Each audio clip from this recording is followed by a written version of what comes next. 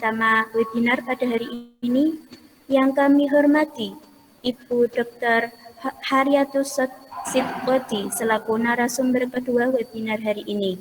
Yang kami banggakan Koordinator Kelompok 18 KKN MIP DR ke-13 UIN Wali Songo Semarang, dan tak lupa kami ucapkan terima kasih kepada seluruh peserta webinar yang telah hadir pada kesempatan kali ini. Pertama-tama, marilah kita panjatkan puji dan puji syukur kehadirat Allah SWT atas kehadiratnya yang telah melimpahkan rahmat, taufik, serta hidayahnya. Sehingga pada kesempatan yang berbahagia ini kita masih diberikan nikmat sehat dan nikmat rizki, sehingga kita dapat dipertemukan di tempat yang insya Allah berkah ini. Amin ya Rabbal Alamin. Tak lupa salawat serta salam semoga tetap tercurahkan kepada junjungan Nabi Agung Nabi besar Muhammad Sallallahu Alaihi Wasallam serta keluarga dan sahabat-sahabatnya. Karena berkat beliaulah kita dapat menikmati kehidupan yang penuh dengan kemuliaan ini. Amin ya Rabbal Alamin. Untuk mempersingkat waktu, sebelum acara webinar hari ini dibuka, maka perkenankan saya sebagai pembawa acara untuk membacakan susunan acara kali ini, yakni yang pertama pembukaan, yang kedua menyanyikan lagu Indonesia Raya, yang ketiga sambutan Koordinator Desa KKN MIP DR 13 kelompok 18, yang keempat, sambutan Kepala Pusat Pengabdian Kepala Masyarakat LP2M UIN Wali Songo Semarang. Yang kelima, sambutan dosen pembimbing lapangan KKN MIP DR 13 kelompok 18. Yang keenam, penyampaian materi 1 dan penyampaian materi 2 serta diskusi. Yang ketujuh, sesi tanya jawab. Yang kedelapan, penutup. Untuk mempersingkat waktu, marilah kita buka acara kita pada hari ini dengan membaca surah Al-Fatihah. Al-Hadiniyah Al-Fatihah.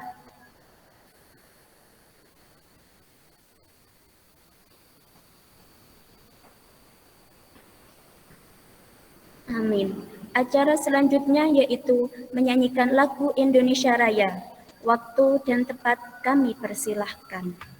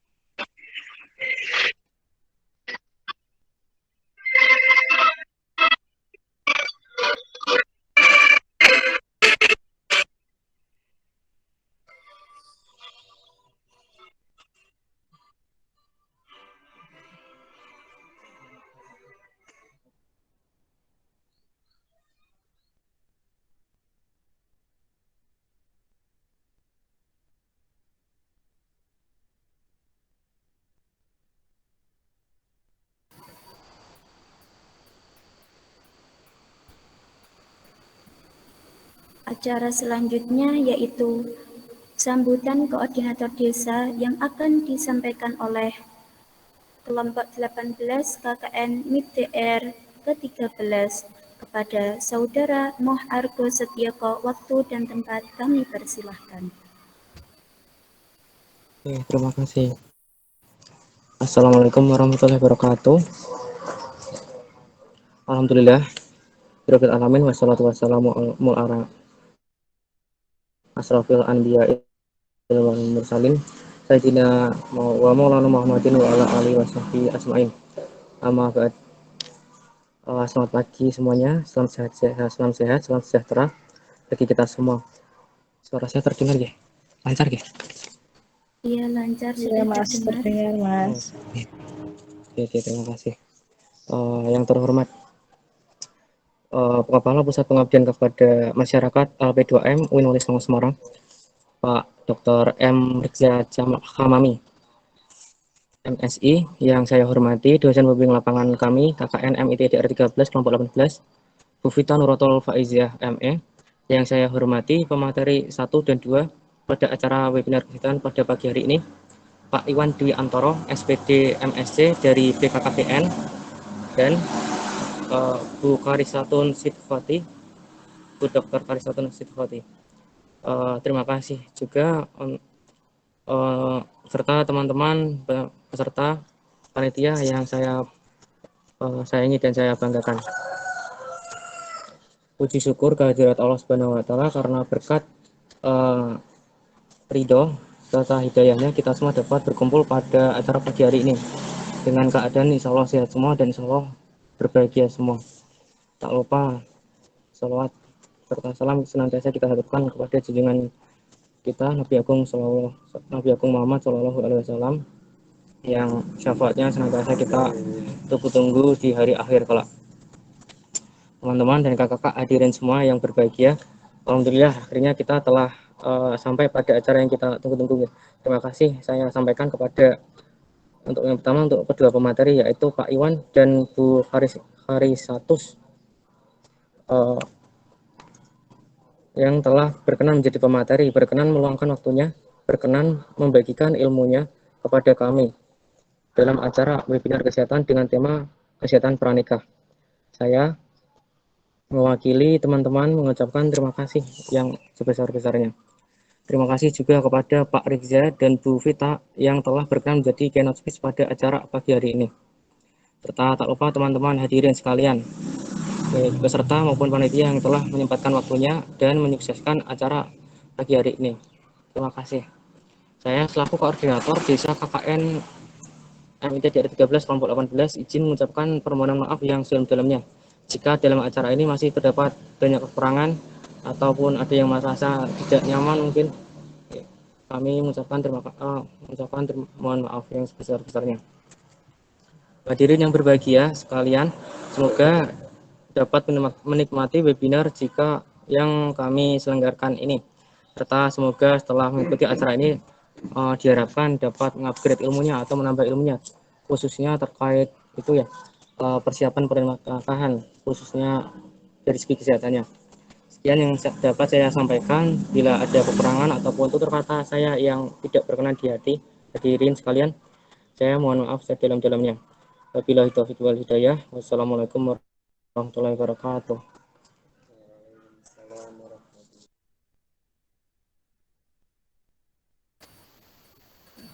Waalaikumsalam warahmatullahi wabarakatuh. Terima kasih Saudara Moh Argo Setioko. Acara selanjutnya yaitu sambutan oleh Ibu Vita Nuratul Faizah ME selaku dosen pembimbing lapangan. Kepada Ibu Vita, waktu dan tempat kami persilahkan. Baik, terima kasih Mbak Khalifatul selaku moderator. Terdengar ya Mbak suara saya? Iya Bu, sudah terdengar. Bismillahirrahmanirrahim. Assalamualaikum warahmatullahi wabarakatuh. Waalaikumsalam warahmatullahi wabarakatuh. Alhamdulillahirrahmanirrahim. Wa bihi nasta'in wa ala umuri dunya waddin.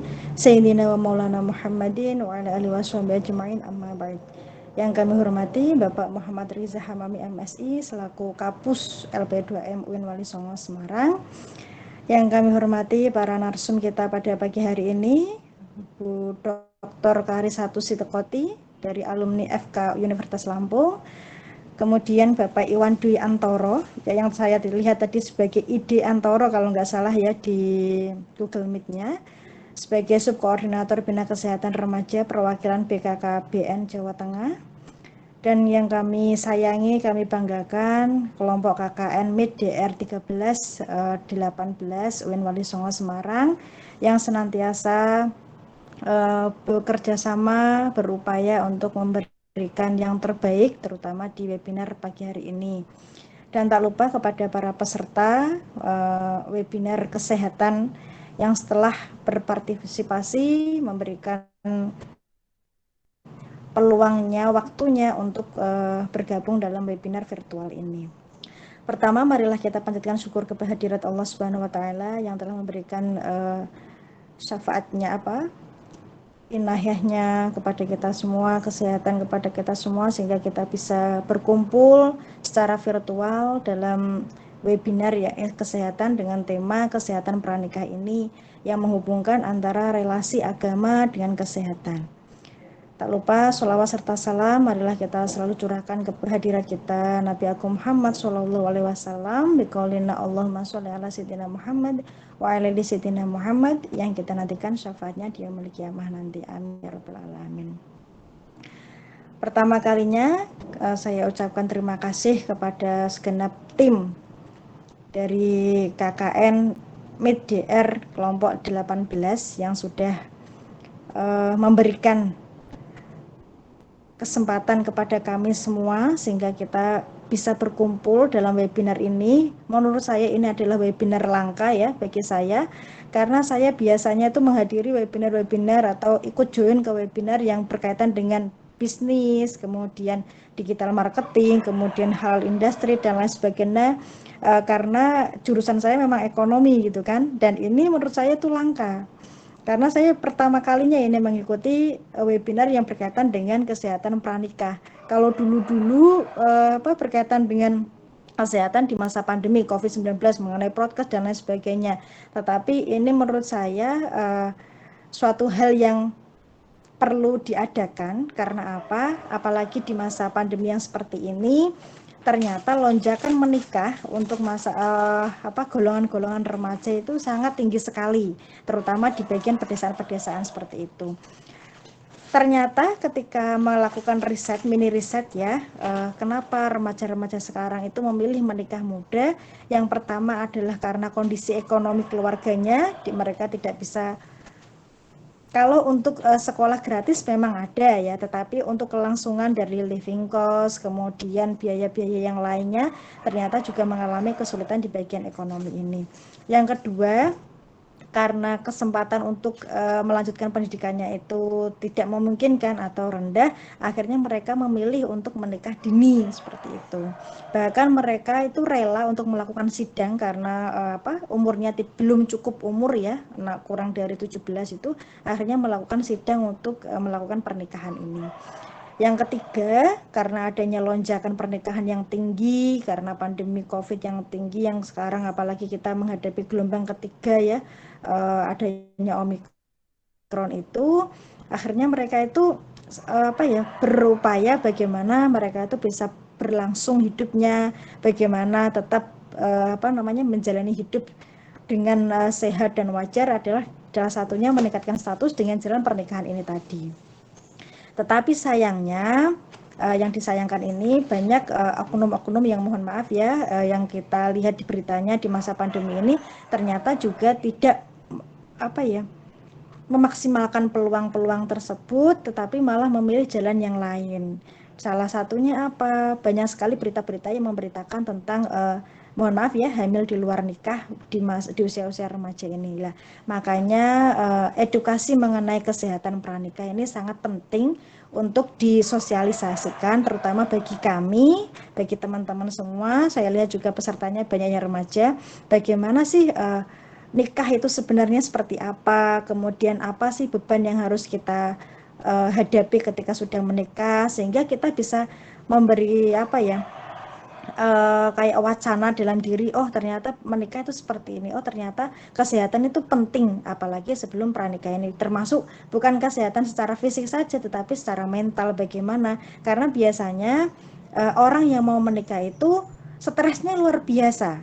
Kalian bisa melihat, teman-teman bisa melihat ya, di TikTok ini sekarang banyak dibanjiri oleh kaum-kaum yang mau menikah tetapi gagal di masa pandemi ya. Kemarin juga saya lihat ada di sosial media TikTok yang kemudian di-share juga di Instagram, ada mbak-mbak yang katanya mau menikah di tahun 2021 kemudian diundur di 2022 karena melihat lonjakan pandemi COVID sehingga tidak bisa melangsungkan pernikahan gitu. Ternyata di 2022 juga ada lonjakan pandemi COVID ya. Dan ini saya tidak tahu nanti mbak-mbaknya tersebut mau dilanjutkan lagi menikahnya atau ditunda, saya juga tidak tahu. Ini ternyata fenomena ini tidak hanya 1-2 orang, ternyata juga banyak sekali. Lah, dalam agama itu seperti apa sih? Apa sih hubungannya agama, kesehatan dengan pernikahan sebenarnya itu seperti apa? Sependek pengetahuan saya, karena saya bukan dari jurusan agama, kemudian saya juga bukan dari jurusan kesehatan, yang saya ketahui karena saya juga baru saja menikah dan usia pernikahan saya juga baru berjalan 7 bulan ini ya. Jadi untuk persiapan kesehatan itu memang luar biasa sekali, terutama bagaimana kita bisa mengontrol emosi, karena biasanya menuju pernikahan itu banyak sekali hal-hal yang sekiranya itu sebenarnya permasalahan kecil tetapi kemudian dibesar-besarkan karena kita tidak bisa mengontrol emosi. Itu dari segi innernya ya, dari dalam. Kemudian dari segi fisik itu karena kita banyak mengatur sana sini, kemudian kekurangan tidur, kemudian banyaknya tekanan-tekanan, itu akhirnya bisa mempengaruhi kesehatan fisik kita. Lah, kalau berkaitan dengan ada nggak sih sebenarnya aturan agama mengenai kesehatan ini, banyak sekali ayat-ayat yang berkaitan dengan bagaimana kita harus mengolah diri kita sendiri, mengatur fisik kita, mengatur mental kita, sehingga kita itu selalu berpikiran positif atau positive vibe ya, positive thinking terhadap takdirullah. Yang penting kita adalah selalu berikhtiar sesuai dengan jalannya seperti itu. Kemudian di dalam Al-Quran juga diatur bagaimana kita senantiasa menjaga kesehatan, bagaimana kita tidak boleh kemudian menyakiti diri sendiri terhadap diri kita atau zalim terhadap diri kita sendiri, terutama di bagian kesehatan itu. Kalau dalam praktiknya yang saya tahu ya, itu ada nanti suntik TT. Nah, nanti lebih selanjutnya kita akan berbincang dengan narasumber kita yang luar biasa ini. Apalagi dari sub koordinator bagian keremajaan ya. Ini sangat luar biasa karena sangat jarang sekali saya melihat itu bagian remaja-remaja itu diisi oleh kaum-kaum yang hawa. Biasanya tuh diisi kaum adam ya. Biasanya tuh diisi atau di mayoritas di dalamnya itu adalah kaum-kaum yang hawa, karena berkaitan dengan pernikahan itu lebih banyak berurusan dengan perempuan gitu. Selanjutnya saya mohon maaf, saya mewakili teman-teman semuanya, mohon maaf apabila nanti dalam penyelenggaraan webinar ini banyak sekali keterbatasan karena melihat pertemuan-pertemuan yang kita adakan ini adalah secara virtual, tentunya tidak jauh dari keterbatasan, terutama dalam hal sinyal, kemudian dalam hal penyampaian kekurangan atau keterbatasan waktu dan lain sebagainya. Karena kita tak luput dari mahalul khotu nisyan ya. Kita sudah berupaya yang sebesar-besarnya tetapi ternyata masih ada kekurangan, ya itu sangat dimaklumi karena di masa pandemi ini tidak semuanya berjalan dengan lancar. Jadi mohon maaf sebesar-besarnya. Kemudian besar harapan saya webinar ini tidak terputus di sini, koneksi kita terhadap narasum juga tidak terputus di sini karena berhubungan dengan tema yang disampaikan ini adalah spesial ya, dan ini sangat penting terutama teman-teman semuanya yang nantinya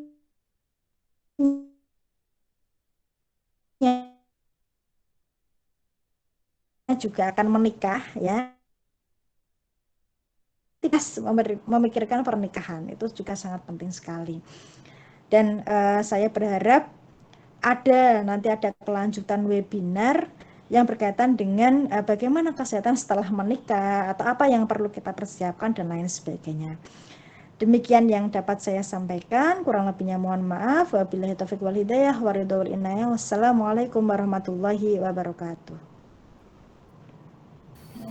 Waalaikumsalam warahmatullahi wabarakatuh. Terima kasih Ibu Vita. Untuk acara selanjutnya yaitu acara yang kita nantikan, yaitu penyampaian materi serta diskusi dan tanya jawab. Webinar kali ini akan dipandu oleh moderator kita, yaitu Muhammad Ramdhani Arfan. Kepada moderator kami persilahkan mengambil alih waktu dan tempat yang tersedia. Cek. Apakah suara saya sudah terdengar dengan jelas? Sudah. Oke. Assalamualaikum warahmatullahi wabarakatuh. Waalaikumsalam warahmatullahi wabarakatuh.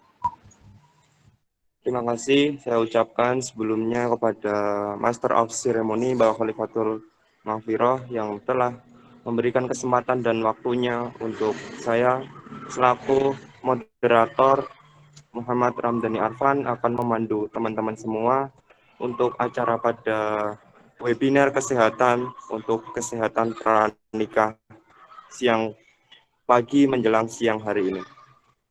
Sebelumnya saya juga ingin mengucapkan terima kasih kepada para pemateri yang telah datang, Bapak Iwan Dwi Antoro, SPD MSc, selaku pemateri 1, dan Kakak Dr. Karisatus Sidkoti dari alumni Fakultas Kedokteran Universitas Lambung. Saya ucapkan selamat datang di webinar kesehatan untuk kelompok 18 KKN MIT DR ke-13. Apa yang sudah disampaikan dari koordinator desa maupun Ibu DPL, Bu Vita Faizah, benar adanya karena latar belakang dari kegiatan webinar kesehatan pranikah ini berdasarkan apa yang telah terjadi pada masa pandemi maupun masih di era pandemi ini. Seperti itu. Saya izin untuk membacakan CV terlebih dahulu untuk pemateri 1.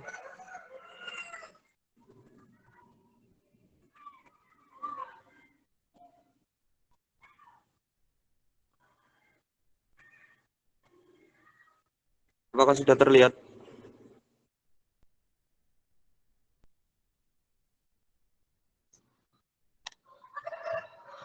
Sudah. Oke. Izin membacakan terkait dengan CV pemateri 1. Beliau adalah Bapak Iwan Dwi Antoro SPD MSc, tempat tanggal lahir di Klaten pada tanggal 2 Mei 1981. Beliau memiliki jumlah anak 2, kemudian alamatnya Jalan Jangli, Telawah, 5 nomor 38B, Semarang, Jawa Tengah. Untuk teman-teman yang ingin mengkontak Bapak Iwan, silakan bisa mencatat nomor handphonenya 081 253 7056 57. Terkait dengan email pribadi beliau, Bapak Iwan Antoro@yahoo.co.id. Riwayat jabatan yang beliau beliau tempuh itu yang pertama, beliau pernah menjabat sebagai penata kependudukan dan keluarga berencana ahli muda atau subkoordinator bina ketahanan remaja perwakilan BKKBN Jawa Tengah pada tamatnya tanggal 6 bulan 4 2020. Terkait dengan Kasubit BKB Anak dan Ketahanan Keluarga Lansia bidang KSPK perwakilan BKKBN Kaltim dengan tamatan yaitu 27 bulan Desember 2012. Kemudian untuk staf Balai Latbang BKKBN Kaltim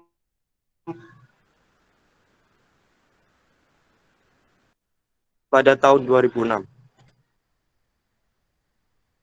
Terkait dengan background pendidikan formal, beliau itu lulusan dari jurusan studi kebijakan pendidikan Universitas Gadjah Mada dengan lulus 2000 di jurusan kurikulum dan teknologi pendidikan di Universitas Negeri Yogyakarta 2005.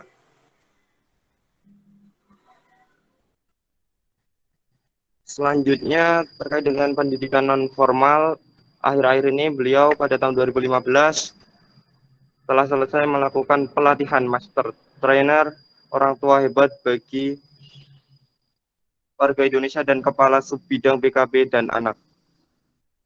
Untuk pendidikan non formal lain dan pelatihan bisa dilihat di CV beliau.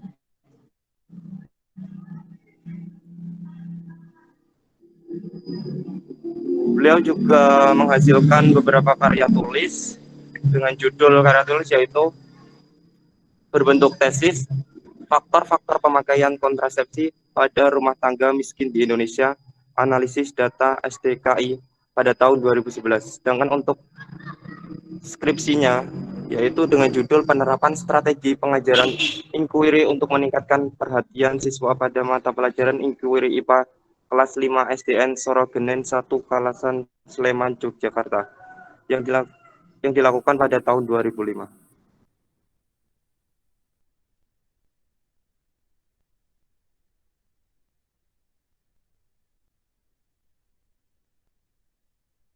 Terkait dengan CV tadi, untuk waktu dan tempat saya persilahkan Bapak Iwan Dwi Antoro selaku pemateri 1 bisa menyampaikan materi yang akan disampaikan pada pagi menjelang siang hari ini. Baik, terima kasih. Apa suara saya terdengar, Mas Arfan? Sampun, Pak. Baik. Bismillahirrahmanirrahim. Assalamualaikum warahmatullahi wabarakatuh. Yang terhormat Bapak Rektor UIN Wali Songo atau yang mewakili, yang kami hormati Kepala atau Ketua LP2M, yang kami hormati pula Ibu dosen pembimbing, Bu Vita kalau nggak salah namanya tadi ya. Mohon maaf, saya kira tadi mahasiswa ya. Ternyata Bu dosennya ini ya. Memang, Iya, memang Bu. pertumbuhannya ini terlambat ya, Pak. Iya, baby face sekali, masih sangat muda sekali. Yo, Masya Allah. Iya. Terima kasih. Yang saya hormati dan saya banggakan Bu Dokter dari jauh-jauh dari Lampung tadi ya. Dan teman-teman mahasiswa sekalian yang sangat saya cintai dan saya banggakan, teman-teman ini luar biasa semangatnya, dari wajahnya itu kelihatan luar biasa semangatnya. Dan kalau melihat dari daftar namanya ini kebanyakan ini kok cewek-cewek semua ya, perempuan semua ini rata-rata hampir 70% ini perempuan ini, cowoknya belum pada bangun malah ya jam segini ya. Baik, Ibu Bapak yang kami hormati, tadi udah sedikit diperkenalkan oleh Mas Arfan terkait background saya, yang mana memang saya lahir dan besar di BKKBN sampai saat ini ya teman-teman ya. Jadi wabil khusus saat ini saya juga menangani terkait program-program yang ada di Jawa Tengah, khususnya program remaja. Wabil khusus lagi remaja putri calon ibu. Nah, ini berkaitan erat dengan program prioritas nasional dari Pak Presiden Jokowi, yang mana Indonesia masih masih mempunyai angka stunting yang di bawah standar yang ditetapkan oleh WHO ya teman-teman ya. Stunting itu apa nanti ya mudah-mudahan bisa lebih detail dijelaskan oleh Bu Dokter sebagai narasumber keduanya. Jadi di Indonesia sendiri sampai tahun ini masih 24% teman-teman angka stuntingnya. Yang disyaratkan oleh WHO idealnya adalah di bawah 20% tiap negara itu. Jadi ternyata stunting itu tidak hanya teman-teman ya. Kalau teman-teman mungkin melihatnya sependek atau gagal tumbuh tadi udah disinggung oleh Bu Vita. Jadi efeknya itu macam-macam ya teman-teman ya. Dari segi fisik psikisnya juga akan berpengaruh ya teman-teman ya, kalau anak yang lahir stunting itu. Anak stunting dari kemampuan kognitifnya tentu pasti akan terganggu, dan dia nggak akan bisa mengikuti mengikuti perkembangan berikutnya. Jadi ketika kecil pun secara fisik dan kognitifnya terganggu, nanti ketika dewasa pun banyak hal yang akan dialaminya. Mungkin Bapak Ibu atau teman-teman semua yang di lingkungannya ada orang dewasa yang mungkin terkena penyakit-penyakit degeneratif seperti diabetes, stroke, dan lain sebagainya. Jangan-jangan waktu kecilnya dulu ada indikasi terkena stunting gitu ya, teman-teman. Nah, permasalahan ini di Indonesia menjadi perhatian khusus oleh Pak Presiden beserta jajaran yang ada di pemerintahan pusat, sehingga bertekad pada tahun 2024 nanti stunting di Indonesia diharapkan bisa turun menjadi 14%. Jadi jauh di bawah angka 24% saat ini. Nah, ini harapan kita. Nah, saat ini BKKBN ditunjuk oleh Pak Presiden sebagai ketua pelaksana percepatan penurunan stunting, yaitu tadi sampai 2024 harus turun, mau nggak mau, kalau dengan sekuat tenaga harus turun menjadi 14% yang saat ini masih di angka 24%. Nah, banyak hal yang sudah dilakukan oleh BKKBN untuk menurunkan angka stunting di Indonesia. Ya, dari segi ibu hamilnya, dari balitanya, dari semua sektor kita masukin. Nah, kebetulan kami di seksi atau subkor remaja ini menangani penanganan stunting atau pencegahan stunting dari hulu, teman-teman ya. Hulunya itu siapa sih? Ya teman-teman semua ini, remaja-remaja, khususnya remaja-remaja putri ini hulunya ini. Remaja-remaja putri ini yang akan melahirkan anak-anak generasi berikutnya. Nah, kalau remaja-remaja putri ini saat ini dalam kondisi mungkin kurang sehat, atau mungkin kurang ideal dan lain sebagainya, nah ini dikhawatirkan ini akan melahirkan anak-anak yang kurang sehat juga. Nah, makanya sebelum ini Mas, slide-nya yang tadi dulu Mas Arfan, ya ini dulu nih. Ini ya teman-teman ya. Jadi harapannya kita akan bangun dulu pabrik SDM kita, ya teman-teman remaja putri ini ya teman-teman ya.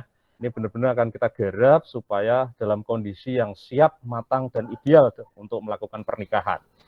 Sehingga akan melahirkan generasi-generasi yang sehat tentunya, ya, cerdas, ceria, dan berakhlak mulia pastinya teman-teman ya. Nah, seperti apa yang akan kita lihat nanti? Nah, teman-teman, saya yakin teman-teman sudah paham betul hadis Nabi yang mengatakan bahwa janganlah kamu meninggalkan generasi yang lemah gitu ya.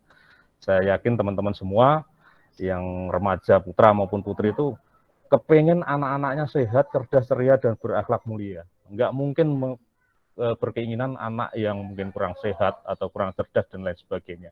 Saya yakin semuanya berkeinginan mempunyai generasi yang sehat. Itu tugas dan amanat kita yang harus kita emban bersama-sama tentunya ya Bapak Ibu ya.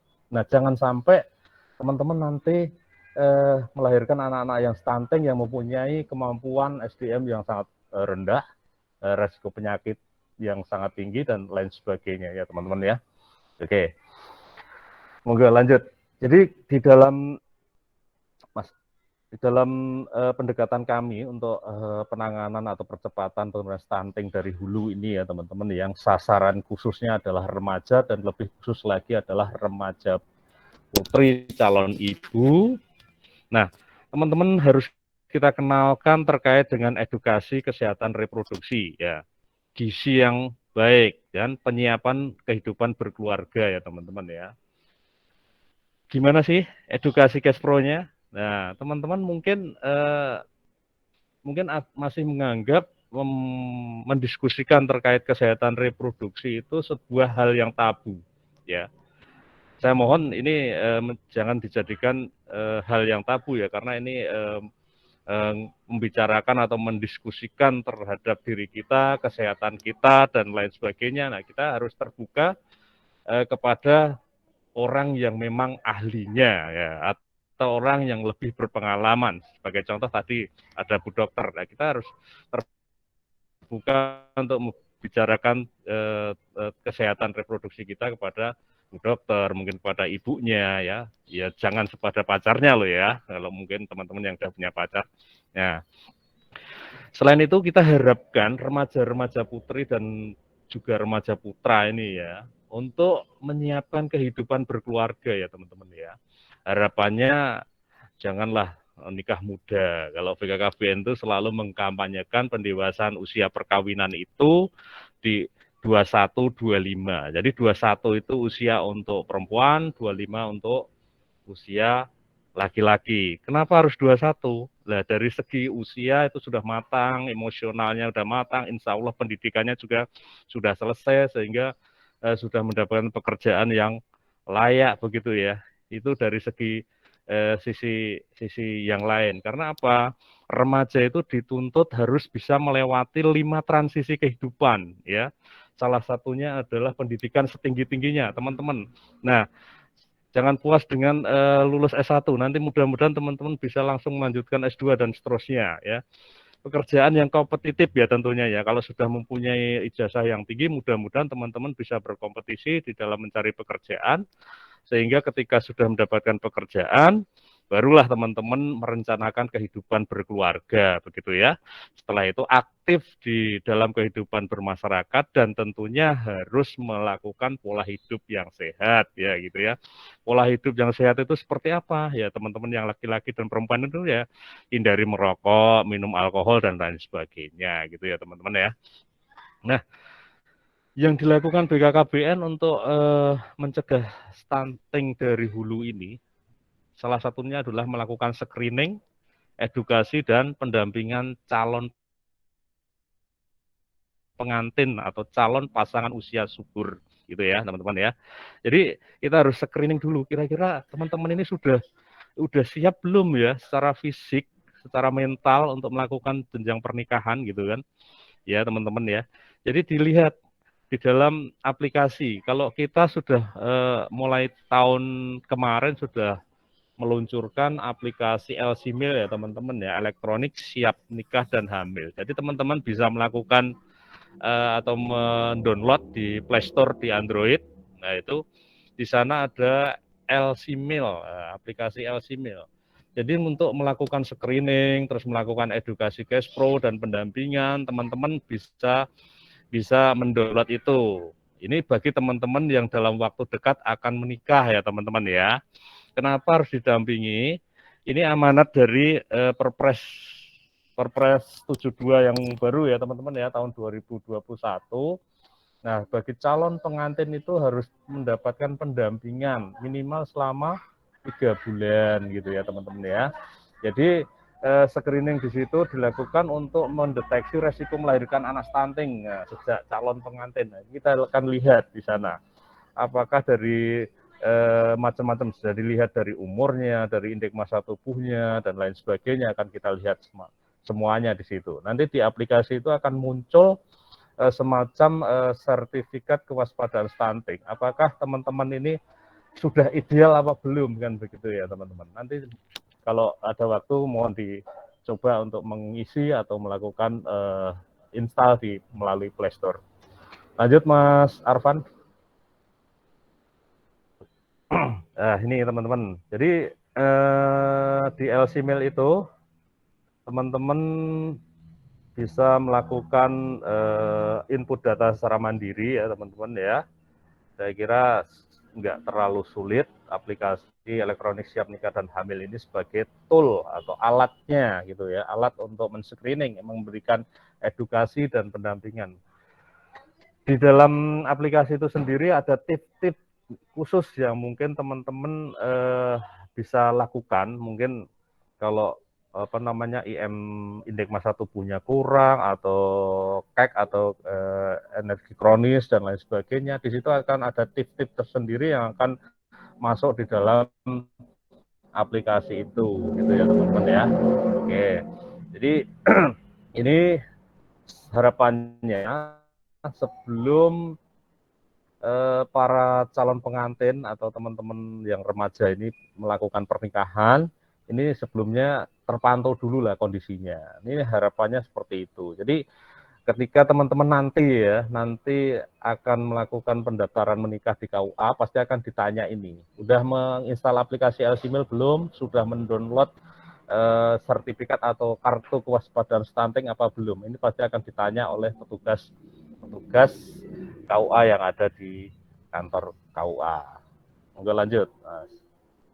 Kita cepat saja karena waktunya juga kalau nggak salah 20 menit aja ya Mas Arfan ya. Nah ini yang ada di aplikasi itu ditanyakan terkait dengan usia, badan ideal, status gizi, perilaku merokok, dan keterpaparan asap rokok gitu ya teman-teman ya. Nah harapannya di variabel usia calon pengantin atau calon pus itu ketika saat mau menikah dan hamil itu di usia yang ideal ya, jangan terlalu muda dan jangan terlalu tua. Nah, kenapa harus 21, 35 ini? Nah, ini usia-usia yang sangat ideal untuk menikah dan hamil ya, teman-teman ya.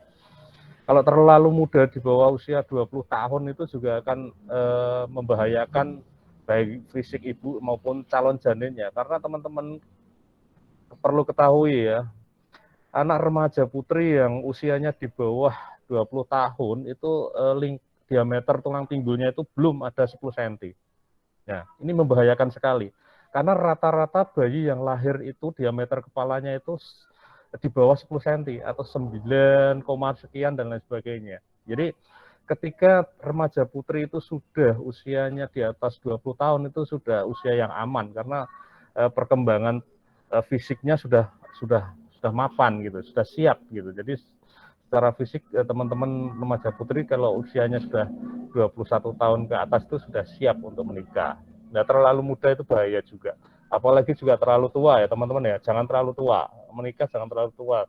35 tahun ke atas itu juga akan berbahaya gitu teman-teman ya. Nanti lebih teknisnya nanti mudah-mudahan Ibu Dokter bisa memberikan sedikit pencerahan. Nah, badan ideal, indeks massa tubuhnya ini normalnya itu 18,5 sampai 25,0. Nah, indeks massa tubuhnya ya. Badan langsing bagus, tapi jangan terlalu langsing. Jangan memaksakan untuk langsing ya teman-teman ya. Ya, diet yang kurang sehat dan lain sebagainya itu sangat berbahaya. Nah, itu nanti bisa menimbulkan anemia dan lain sebagainya. Inilah faktor yang bisa memunculkan atau menjadi indikator nanti ketika bayi lahir itu bisa melahirkan anak stunting ya teman-teman ya. Ini bahayanya di situ. Jadi ya terlalu kurus jangan, terlalu gemuk juga janganlah, idealnya saja gitu ya teman-teman ya. Nah, status gizinya juga akan dilihat ini semuanya ada di aplikasi LCMIL ya teman-teman ya. Jadi lingkar lengan atasnya kira-kira mulai sekarang silahkanlah diukur lah kira-kira lilanya itu di bawah 23,5 apa atau lebih ya. Nah, kalau yang masih kurang 23,5 ini harapannya bisa untuk ditambah. Jadi dengan makan yang cukup gitu kan, olahraga yang cukup, istirahat yang cukup gitu. Jangan terlalu kurus. Ini bisa menimbulkan anemia dan bahaya ini, teman-teman. Nah, oke ya. Dan kalau di bawah 23,5 ini kekurangan energi kronis ini, teman-teman. Bahaya ini ya. Jangan sampai ya. Walaupun teman-teman ini mahasiswa mikirnya berat ya kan, kerjaan aktivitasnya banyak gitu. Ada juga mungkin yang ngekos kan gitu ya. Jangan terlalu menyiksa diri lah ya. Waktunya makan ya makan, waktunya istirahat gitu ya teman-teman ya. Jangan sampai terjadi kekurangan energi kronis gitu ya. HB ini penting sekali nih teman-teman. HB ini periksa HB di puskesmas itu sangat mudah teman-teman ya. Nah, bolehlah teman-teman sekali-sekali periksa HB khususnya yang perempuan ini di puskesmas untuk dilihat normalnya itu 12 sampai 16 gram per desiliter ya teman-teman ya. Jadi jangan sampai kurang ya. Jadi supaya supaya nanti ketika teman-teman menginstal di aplikasi itu, misalkan HB-nya di bawah 12 itu ada tip-tip khusus yang harus atau yang bisa teman-teman lakukan untuk untuk menjadikan HB-nya ideal gitu ya teman-teman ya. Nah, ini yang jarang dilakukan oleh calon-calon pengantin kita, teman-teman ya. Periksa HP yang mungkin 5.000 sampai 10.000 itu jarang dilakukan. Mereka lebih suka melakukan foto-foto prewedding yang nggak perlu itu, yang nggak penting itu. Jadi menghabiskan uang banyak hanya untuk melakukan hal-hal yang mungkin kurang bermakna. Nah, yang penyiapan seperti ini malah yang kurang ya teman-teman ya, melakukan ngetes HB, melakukan kegiatan fisik yang sifatnya untuk mempersiapkan melakukan pernikahan itu jarang dilakukan ya teman-teman ya. Nah ini yang keempat ini juga berbahaya teman-teman ya, perilaku merokok dan keterpaparan rokok ini, baik yang perempuan maupun laki-laki ini juga sangat berbahaya sekali ya. Ini saya yakin ada korelasinya ya antara perilaku merokok dengan melahirkan anak-anak yang kurang sehat ya. Ini pasti. Lanjut Mas Arfan. Oke. Ini yang laki-laki juga di dalam aplikasi LC-Mail itu ada 2 variabel yang ditanyakan ya terkait usia. Ya, usia dan perilaku merokok. Ini karena ini sangat erat kaitannya dengan kesehatan dan khususnya untuk melahirkan generasi-generasi berikutnya. Lanjut Mas Arfan. Oke, calon pengantin. Nah, sasaran pendampingan adalah laki-laki dan perempuan yang akan melakukan pernikahan. Ini pendampingan diharapkan dilakukan 3 bulan sebelum nikah. Nah, ini menurut Perpres 72 itu kan harapannya dilakukan pendampingan itu selama 3 bulan ketika sebelum menikah ya teman-teman ya. Ini didampingi. Lanjut Mas Arfan, lanjut. Jadi siapa yang mendampingi, nanti ada tim khusus yang mendampingi. Jadi ketika teman-teman sudah menginstal aplikasi ini, nanti akan terkoneksi dengan aplikasi web LC-Mail yang dimiliki oleh tim pendamping yang ada di lingkungan teman-teman semua. Tim pendamping itu ada 3 ya, ada PKK di situ, ada bidan di situ, dan ada kader KB. Jadi ini terkonek, aplikasi pendamping sama aplikasi Caten ini terkonek. Jadi ketika nanti teman-teman ada muncul kartu kewaspadaan stunting itu, wah ini kok si A ini kurang ideal, kalau itu pasti akan didatangi oleh tim-tim pendamping yang ada di lingkungan panjenengan semua, gitu ya teman-teman ya. Oke. Ini saya kira lanjut saja, lanjut. Terus nah, ini tadi yang saya sampaikan, tim pendamping itu ada 3 di setiap desa. Nah, selain itu di dalam aplikasi itu ada edukasi Cashpro dan Gizi ya teman-teman ya. Nanti akan mendapatkan buku saku edukasi stunting, bisa melakukan chat atau konsultasi melalui aplikasi itu, terus mendapatkan flyer edukasi juga teman-teman ya. Nah, teman-teman juga pasti nanti akan didatangi secara tatap muka, secara inten oleh tenaga kesehatan yang ada di lingkungan teman-teman semua, baik bidan, kader KB maupun PKK itu biasanya akan datang ke tempat teman-teman semua, gitu ya. Lanjut. Oke.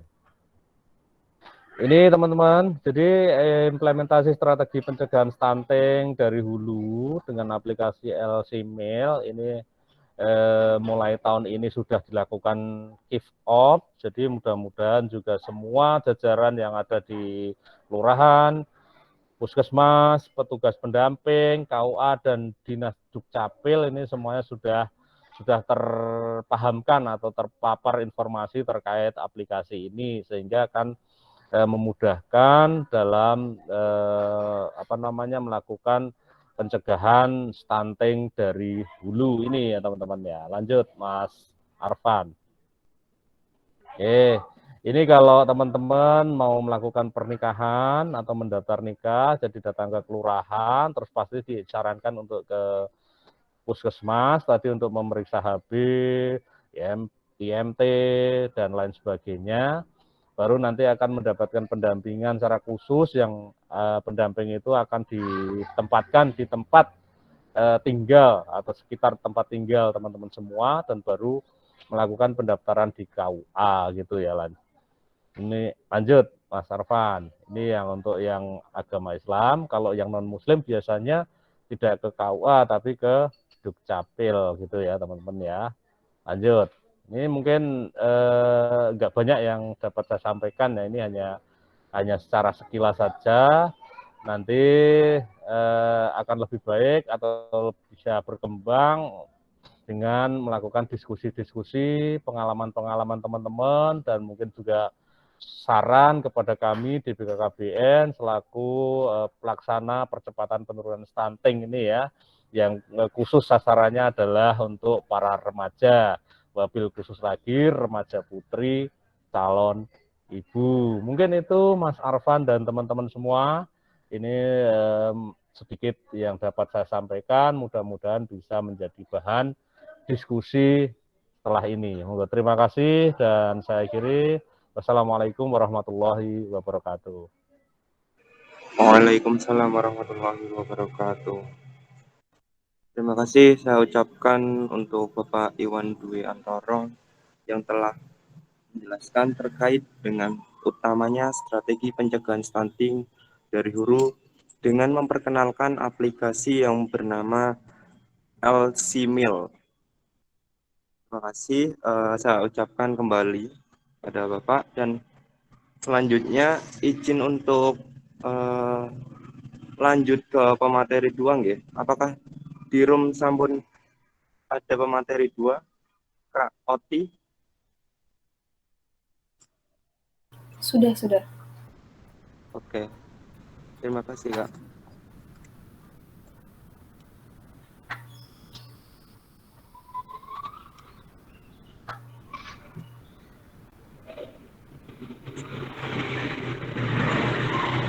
Oke, selanjutnya sesuai pada rundown untuk kegiatan webinar kesehatan pranikah siang hari ini. Untuk pemateri 2 yaitu dari beliau Kak Harisatus Sidkoti dari alumni Fakultas Kedokteran Universitas Lampung. Izin untuk share screen terkait dengan CV beliau.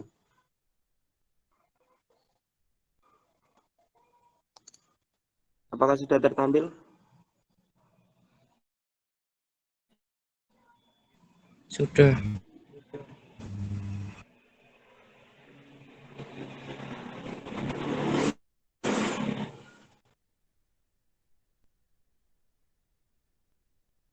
Sudah tertampil. Pemateri 2, beliau adalah Kak Harisatus Sidkoti, lahir di Pekalongan 11 Oktober 1996. Alamat rumahnya di Perumahan Bumi Wira Baru 2, Pekuncen, Wiradesa, Kabupaten Pekalongan. Beliau sudah menikah statusnya. Untuk pendidikan, riwayat pendidikannya, beliau dari SDN 2 Mayangan dari tahun 2002 sampai 2008, kemudian lanjut SMP Islam Fathul Qawim Wonokerto dari tahun 2008 sampai 2011. Selanjutnya di SMA Negeri 1 Pekalongan pada tahun 2011 sampai 2014, dan lanjut S1 di Prodi Kimia FMIPA Universitas 11 Maret pada tahun 2014 sampai 2015. Kemudian di Prodi Pendidikan Kedokteran Fakultas Kedokteran Universitas Lampung dari tahun 2015 sampai 2019. Beliau juga di Prodi Profesi Dokter Rumah Sakit Umum Abdul Muluk Provinsi Lampung pada tahun 2019 sampai 2021.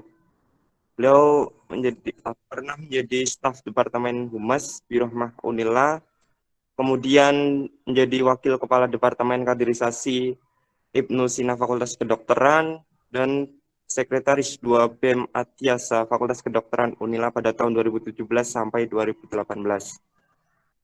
Untuk prestasi beliau pernah menjadi peserta PIMNAS ke-31 bidang PKM pada tahun 2018. kontak person yang bisa dihubungi untuk nomornya 08599913.500 terkait dengan email pribadi beliau sidkoti@gmail.com dan Facebook Harisatu Sidkoti, untuk Instagramnya @sidkoti.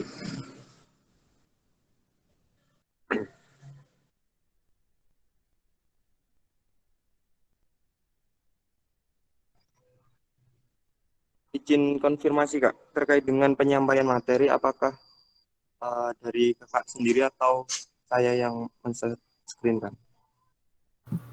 Kayaknya saya aja ya. Oke, terima kasih Kak. Untuk waktu dan kesempatan, silakan Kak Harisatu Sidkoti bisa menyampaikan materi terkait dengan kesehatan pranikah untuk webinar kali ini. Silakan Kak.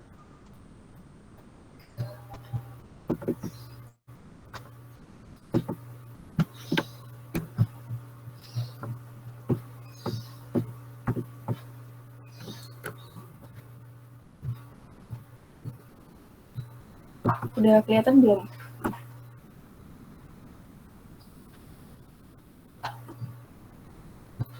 Udah kelihatan? Sudah, Kak. Ya. Bismillahirrahmanirrahim. Assalamualaikum warahmatullahi wabarakatuh.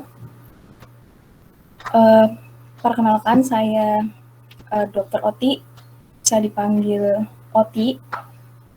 Di sini saya akan sharing, mungkin lebih tepatnya sharing tentang kesehatan pranikah.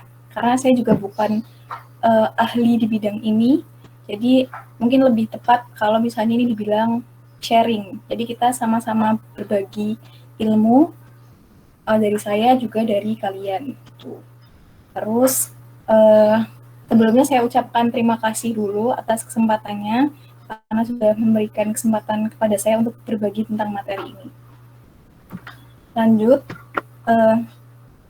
jadi tentang persiapan pranikah. Jadi setiap orang pasti kan pengen ya nikah gitu. Nggak cewek, nggak cowok, pasti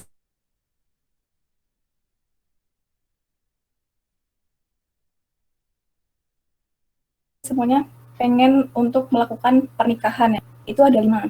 Jadi ada 5 hal yang harus disiapkan sebelum kita menikah. Yang pertama adalah ruhiyah, yang kedua aspek intelektual, yang ketiga jasadiah atau fisik, yang keempat finansial, dan yang kelima sosial. Nah, di sini yang perlu digarisbawahi adalah persiapan jasadiah atau persiapan fisik, persiapan kesehatan gitu ya. Lanjut, ini ada yang pernah tahu berita ini yang sempat viral? Kayaknya tahun kemarin ya, akhir tahun kemarin ini sempat viral. Ini tentang jadi ada ceritanya, ada sepasang kekasih gitu yang mereka mungkin sudah beranak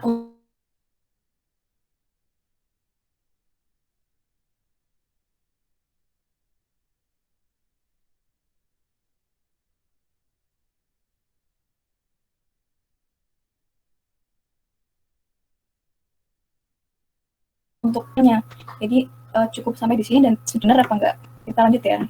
Nah, ini manfaatnya apa sih kalau misalnya kita tuh melakukan pemeriksaan kesehatan pranikah? Sebenarnya manfaatnya itu ada banyak, sangat banyak, tapi di sini saya cuma menyampaikan 4. Jadi yang pertama, kalau misalnya ada orang yang memiliki penyakit genetik atau penyakit turunan atau penyakit yang menular, kan kalau genetik berarti bisa diturunkan ke anaknya. Kalau misalnya menular berarti bisa diturunkan ke orang lain. Dalam hal ini mungkin istrinya atau suaminya gitu. Itu ketika ditemukan masalah itu, kita bisa berkonsultasi dengan dokter untuk menemukan solusinya sehingga kita tidak menghentikan pernikahan.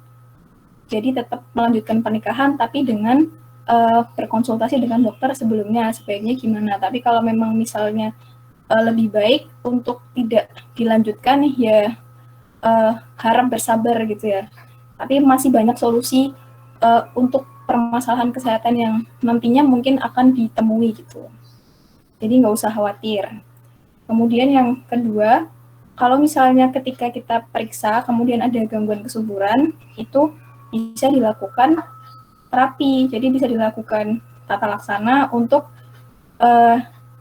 supaya bisa jadi subur, kemudian bisa punya anak. Karena orang menikah itu kan pastinya pengen punya momongan, pengen punya anak gitu. Mungkin ada beberapa yang mereka tuh nggak pengen punya anak, cuma pengen nikah doang. Itu ada juga yang kayak gitu, tapi nggak semuanya. Kemudian yang ketiga, membantu merencanakan program kehamilan. Jadi kalau misalnya udah melakukan pemeriksaan semuanya, kemudian sehat, kemudian pasangan tersebut lanjut ke step berikutnya, yaitu merencanakan program kehamilan, nanti dengan konsultasi dengan dokter yang terkait. Kemudian yang jelas, yang paling pasti itu untuk merencanakan kesehatan keluarga dengan lebih baik. Ketika calon suami atau calon istrinya itu punya penyakit, nanti penyakitnya akan ditata laksana sehingga bisa terkontrol. Kemudian kalau misalnya ada penyakit menular, diusahakan supaya penyakitnya itu sembuh dulu mungkin, kemudian tidak menular ke pasangannya atau menular ke anaknya. Jadi kedepannya keluarganya itu jadi lebih prepare tentang kesehatan, lebih siap dengan kesehatan keluarganya gitu. Lanjut, jadi siapa aja sih yang harus melakukan pemeriksaan kesehatan pranikah itu? Cewek doang, cowok doang, atau dua-duanya gitu. Jadi yang harus memeriksakan kesehatan pranikah itu dua-duanya. Cowok iya, cewek iya, karena dua-duanya sama-sama punya resiko untuk menularkan penyakit atau menurunkan penyakit apabila mereka punya penyakit tertentu. Tuh. Jadi semuanya wajib ya, yang cewek, yang cowok. Biasanya kalau misalnya mau periksa pranikah itu yang males tuh cowok. Nah itu yang cowok juga harus semangat ya buat periksa pranikah, karena itu untuk keluarganya ke depannya. Kemudian pemeriksaan kesehatan pranikah apa aja sih yang harus dilakuin gitu? Pemeriksaan ini dulu. Jadi kapan pemeriksaan kesehatan pranikah itu dilakukan? Kapan?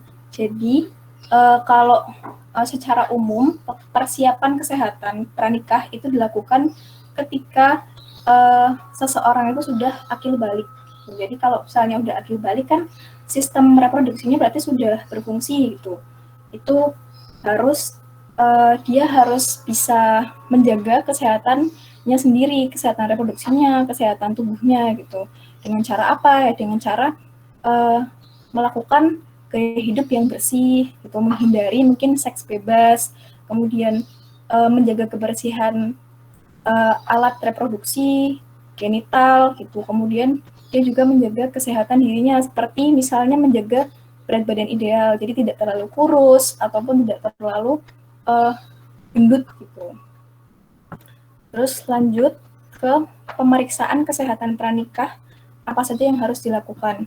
Nah, pemeriksaan kesehatan pranikah ini tadi udah disampaikan sebelumnya, jadi kalau bisa dilakukan beberapa bulan sebelum menikah, jadi nggak terlalu mepet, misalnya 1 bulan sebelum nikah baru periksa, atau malah parah-parahnya seminggu sebelum nikah baru periksa. Biasanya orang-orang ini ada salah kaprah gitu. Mereka tuh periksa itu bukan karena mereka tuh ingin mengetahui riwayat kesehatannya, ingin supaya lebih sehat, bukan karena itu, tapi karena supaya mereka bisa dapat memenuhi syarat-syarat pernikahan, untuk melengkapi syarat-syarat pernikahan. Nah, itu yang salah. Jadi mereka biasanya periksanya tuh datang ke puskesmas ketika udah hamil berapa atau hamil seminggu, itu tuh salah, itu salah. Jadi harusnya sebaiknya dilakukan ketika beberapa bulan sebelum menikah, mungkin 3 bulan atau 6 bulan sebelum menikah. Kenapa kok kayak gitu? Karena kalau misalnya nanti ternyata ada suatu penyakit yang ditemukan, itu mereka pasangan tersebut harus melakukan tata laksana atau melakukan konsultasi lebih lanjut. Kalau bisa penyakitnya itu clear dulu, baru nanti nikah gitu. Nah, kalau misalnya pemeriksaannya itu hamil berapa atau hamil seminggu, itu kan terlalu mepet. Kalau misalnya nanti ada masalah, terus nanti gimana?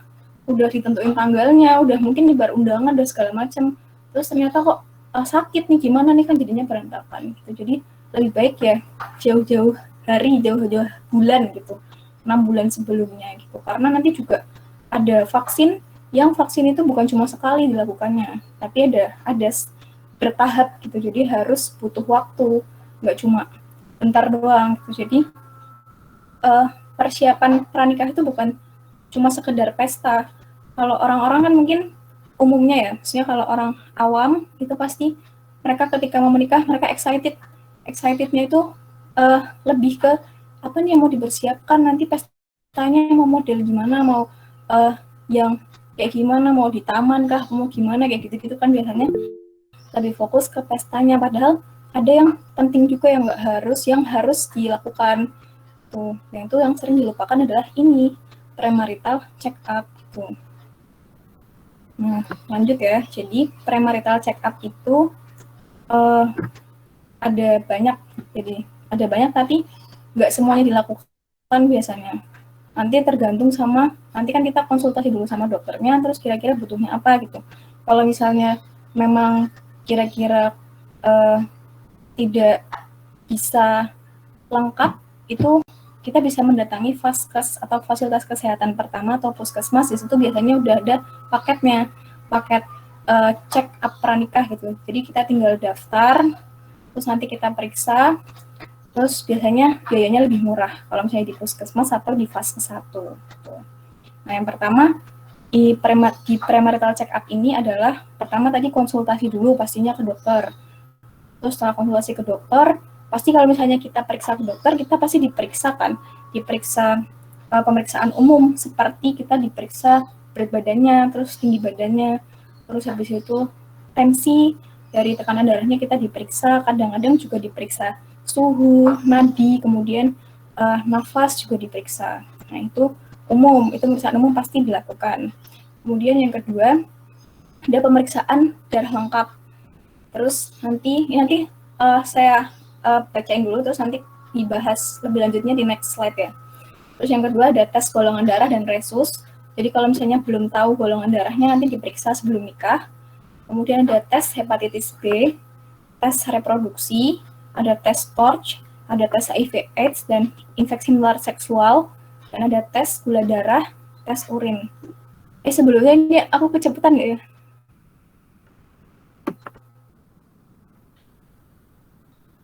Halo? Enggak, Kak, insya Allah.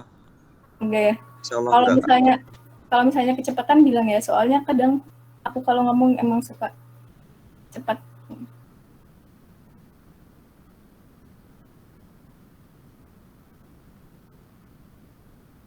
Nah, ini yang pertama tadi, sebelum dilakukan pemeriksaan darah lengkap, biasanya kan pemeriksaan umum, seperti yang tadi tensinya, terus badannya, itu berguna. Jadi kalau misalnya ada seseorang yang ternyata dia mengidap hipertensi, misalnya nggak ada rasanya, baru terasa ketika dia sudah jadi komplikasi.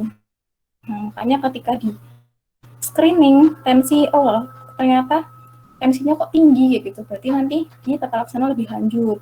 Kemudian untuk berat badan dan tinggi badan, itu nanti bisa kita hitung, dari situ kita bisa menghitung IMT. Dari IMT kita bisa tahu status gizinya, kira-kira dia berat badannya kurang atau normal atau lebih. Kalau misalnya dia kurang atau lebih, berarti kan itu nggak normal. Nah, itu nanti dibuat gimana caranya biar normal dengan intervensi gizi dengan ahlinya. Tuh, kemudian selanjutnya adalah pemeriksaan darah lengkap. Nah, pemeriksaan darah lengkap ini yang pertama, yang paling sering itu adalah dilihat ada anemia atau enggak itu. Kenapa emangnya anemia itu bahayanya apa, Kak? Nah, anemia ini bahayanya adalah kalau pada pria ya bahaya juga, harus tata laksana. Biasanya dikasih tablet zat besi. Nah, kalau pada perempuan itu lebih ngeri lagi gitu, karena nanti efeknya ketika dia hamil, kemudian dia anemia dan itu belum ditata laksana, belum clear anemianya, itu bisa bahaya buat si ibunya, bahaya buat si bayinya juga bahaya. Tuh. Makanya kita harus periksa ini. Kemudian thalassemia dan hemofilia. itu penyakit genetik, jadi penyakit turunan. Mungkin ada yang mikir, lah kan thalassemia, hemofilia kan penyakit turunan. Nah, orang tua saya, kakak saya, adik saya, terus kakek-kakek saya dulu tuh nggak ada yang punya thalassemia, nggak ada yang punya hemofilia, normal-normal semua. Itu gimana itu? Gitu. Jadi saya nggak perlu periksa dong kalau kayak gitu. Nggak bisa kayak gitu. Kenapa? Karena ada yang namanya thalassemia karier, hemofilia karier. Kalau kalian ingat-ingat dulu waktu kita sekolah, pernah belajar tentang itu kan, karier itu. Jadi itu adalah karier itu ketika orang itu punya membawa suatu gen penyakit, tapi dia tuh nggak ada gejalanya. Jadi nggak ada gejalanya, normal kayak biasa. Tapi ketika diperiksa ternyata dia punya gen thalassemia atau gen hemofilia. Nah itu ada kaitannya sama berita yang tadi yang saya pasang di awal itu kan pasangan itu berpisah karena dua-duanya punya thalassemia minor. Jadi ketika ada cowok nih punya thalassemia minor, cewek punya thalassemia minor, terus mereka menikah itu, nanti punya anak. Nah, anaknya itu 25% dari 100% anaknya nanti bisa menderita thalassemia. Nah, thalassemia itu bahaya. Jadi dia punya banyak sekali komplikasi dan harus dilakukan transfusi darah seumur hidup. Harus transfusi darah seumur hidup, terus habis itu nanti minum obat seumur hidup, belum lagi komplikasi-komplikasi nanti kayak mungkin organ dalamnya nanti ada yang membesar, harus dioperasi, kemudian juga ada biasanya tumbuh kembangnya jadi terhambat, anak-anak jadi pendek, terus wajahnya jadi wajah aneh gitu, macam-macam pokoknya itu kasihan gitu kalau misalnya nanti anaknya thalassemia. Jadi itu merupakan keputusan yang tepat untuk dua orang tadi yang di depan itu, mereka berpisah. Mungkin kalau misalnya mau melanjutkan pernikahannya nggak apa-apa, tapi mungkin nanti nggak bisa punya anak dari darah daging sendiri, jadi mungkin jadinya ngangkat anak atau adopsi anak gitu. Karena kasihan kalau misalnya anaknya thalassemia. Mungkin ada sih terapinya, tapi kalau di Indonesia masih jarang karena harganya sangat mahal. Gitu. Terus ada hemofilia. Nah, kalau hemofilia ini penyakit gangguan pembekuan darah. Jadi kalau misalnya orangnya itu luka, nanti dia akan nggak bisa berhenti, darahnya tuh ngalir terus, keluar sedikit, terus nanti bakal kering kan. Kalau hemofilia itu enggak, jadi dia akan terus-terusan keluar darahnya, mengalir terus, karena dia nggak ada yang bisa membekukan darahnya. Makanya nanti dia lama-lama kalau misalnya tidak ditata laksana dengan baik, akan terjadi perdarahan yang kronis, kemudian bisa kurang darah, ujung-ujungnya bisa kematian. Itu kasihan banget kalau misalnya anaknya sampai hemofilia. Makanya penting banget buat periksa ini. Tuh. Terus yang kedua, tadi yang pemeriksaan golongan darah sama pemeriksaan resus. Kalau misalnya, mungkin kalau teman-teman di sini mungkin semuanya udah tahu ya golongan darahnya, pasti udah periksa karena di kota gitu. Tapi kalau untuk orang-orang yang di dalam, di agak kampung gitu, agak pedalaman, ini mereka belum tahu golongan darahnya. Ini nanti diperiksa golongan darah dan juga yang paling penting resus.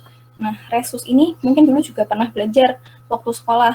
Jadi kalau ketika ada suami yang positif resusnya, kemudian istrinya tuh negatif, terus mereka menikah, nanti punya anak, nah ibunya itu dia resusnya negatif, nah anaknya janinnya itu positif. Ketika hamil pertama tuh it's okay, nggak apa-apa kayak gitu, aman, anaknya tuh lahir normal. Tapi ketika hamil kedua itu bahaya. Kenapa kok bahaya? Karena ketika dia hamil yang pertama kan positif ketemu negatif itu beda ya. Jadi tubuh kita itu ketika ada sesuatu benda asing yang masuk ke dalam tubuh kita, kita akan menganggapnya sebagai kalau ada sesuatu yang berbeda gitu di tubuh kita masuk, berbeda dari tubuh kita, nanti dianggap benda asing, kemudian diserang oleh antibodi. Nah, setelah lahir anak yang pertama, antibodinya itu terbentuk. Jadi antibodi yang untuk menyerang resus positif itu terbentuk. Jadi ketika dia hamil yang selanjutnya, yang kedua, ketiga, itu otomatis antibodi ibunya akan menyerang si janinnya gitu. Nah, itu bisa fatal, bisa cacat, bisa kuning, bayinya bisa sampai komplikasinya ke kematian. Itu kasihan banget, makanya harus dilakukan pemeriksaan resus. gitu. Terus kemudian yang ketiga itu ada yang namanya hepatitis B. Pasti sering dengar kan, hepatitis B itu penyakit hati. Jadi penyakit infeksi virus itu di hati yang dia bisa akut, bisa kronis. Nah, kalau misalnya dia kronis, kemudian tidak ditata laksana dengan baik, itu bisa jadi sirosis, penyakit sirosis hati gitu ya. Terus nanti lanjut nggak ditata laksana dengan baik, bisa jadi kanker hati. Nah, itu kan serem ya kalau kayak gitu. Makanya harus tahu, dan kadang-kadang hepatitis B itu nggak ada gejalanya. Jadi orangnya tuh kayak sehat-sehat aja biasa kayak gitu. Nah itu hepatitis B itu bisa menular melalui darah, melalui hubungan seksual, melalui kalau misalnya ibunya itu hepatitis B, nanti bayinya bisa kena hepatitis B juga gitu. Makanya tuh harus kalau bisa ditata laksana dengan benar dulu sampai benar-benar sembuh, baru antara pria dan wanita itu boleh melakukan hubungan seksual tanpa pelindung gitu. Tuh. Terus habis itu yang keempat ada tes reproduksi. Nah ini itu pilihan sih sebenarnya. Maksudnya kalau misalnya tidak mau periksa ya monggo silakan, kalau mau periksa juga lebih baik gitu. Jadi ini untuk biasanya untuk program hamil. Jadi untuk perempuan nanti di USG dilihat organ-organnya. Kira-kira ada masalah nggak nih? Mungkin dia haidnya normal gitu.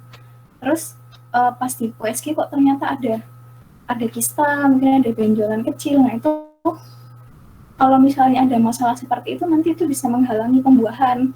Jadi sperma yang masuk itu nggak bisa maksimal kayak gitulah intinya. Tuh. Tapi biasanya orang-orang kalau di sini di Indonesia itu biasanya takut ya kalau misalnya mau periksa ini. Takutnya nanti kalau ketahuan nggak subur gimana, terus nanti kalau dia jadinya nggak mau sama aku gimana gitu. Ya itu balik lagi ke komunikasi. Jadi dari awal sebelum merencanakan pernikahan mungkin udah mulai diobrolin, udah mulai deket nih, cowok-cewek udah mulai deket, terus kayaknya udah serak nih, kayaknya bolehlah dia jadi suami aku kayak gitu, atau bolehlah dia jadi istri aku kayak gitu. Itu harus mulai diomongin dari sebelum udah mendekati hari H, harus mulai diomongin nanti gimana ya kalau misalnya kita periksa kesehatan gitu, udah mulai kasih tahu baik-baik gitu, kita perlu periksa ini biar nanti kedepannya kita jadi lebih baik gitu. Nah, kalau untuk pria, itu ada yang namanya analisis sperma. Jadi nanti spermanya tuh dibawa ke lab, kemudian dilihat ada masalah atau enggak. Biasanya dilihat dari pergerakannya, terus morfologinya, kemudian morfologi itu berarti bentuknya ya. Jadi bentuknya normal enggak ini gitu. Kemudian dari jumlahnya, kira-kira dia jumlahnya cukup apa enggak gitu. Nah, kalau misalnya ada masalah ketika diperiksa ini, itu nggak apa-apa, nanti ada solusinya, pasti ada solusinya.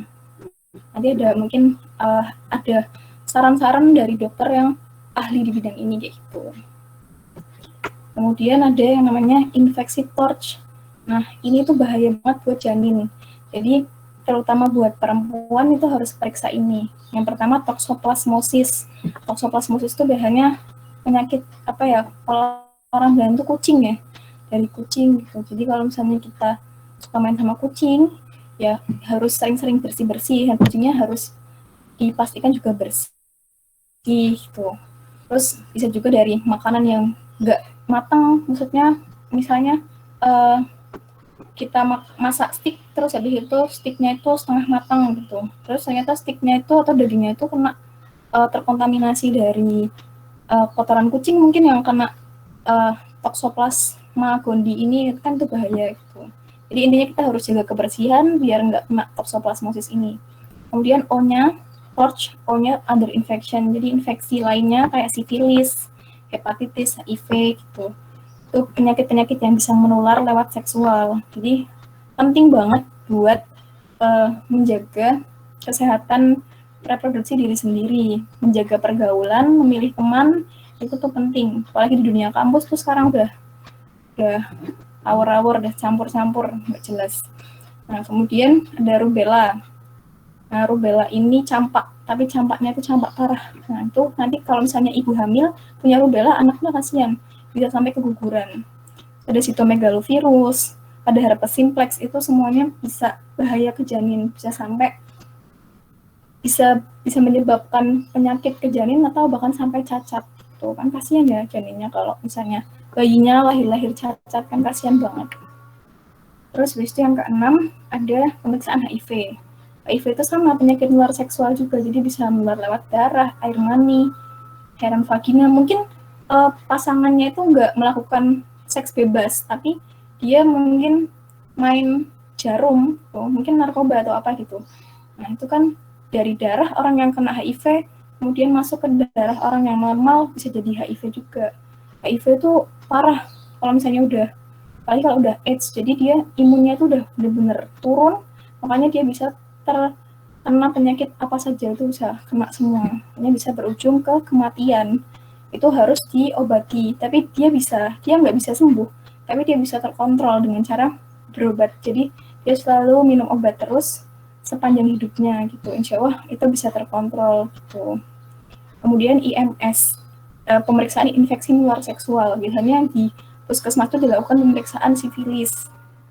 Sebenarnya banyak sih infeksi menular seksual itu, ada herpes, ada gonore, herpes di bagian genital, jadi kayak melenting-melenting, terus habis itu ada kondiloma, jadi kayak ya ada benjolan kayak bunga kol di situ di bagian genital itu bisa diobati.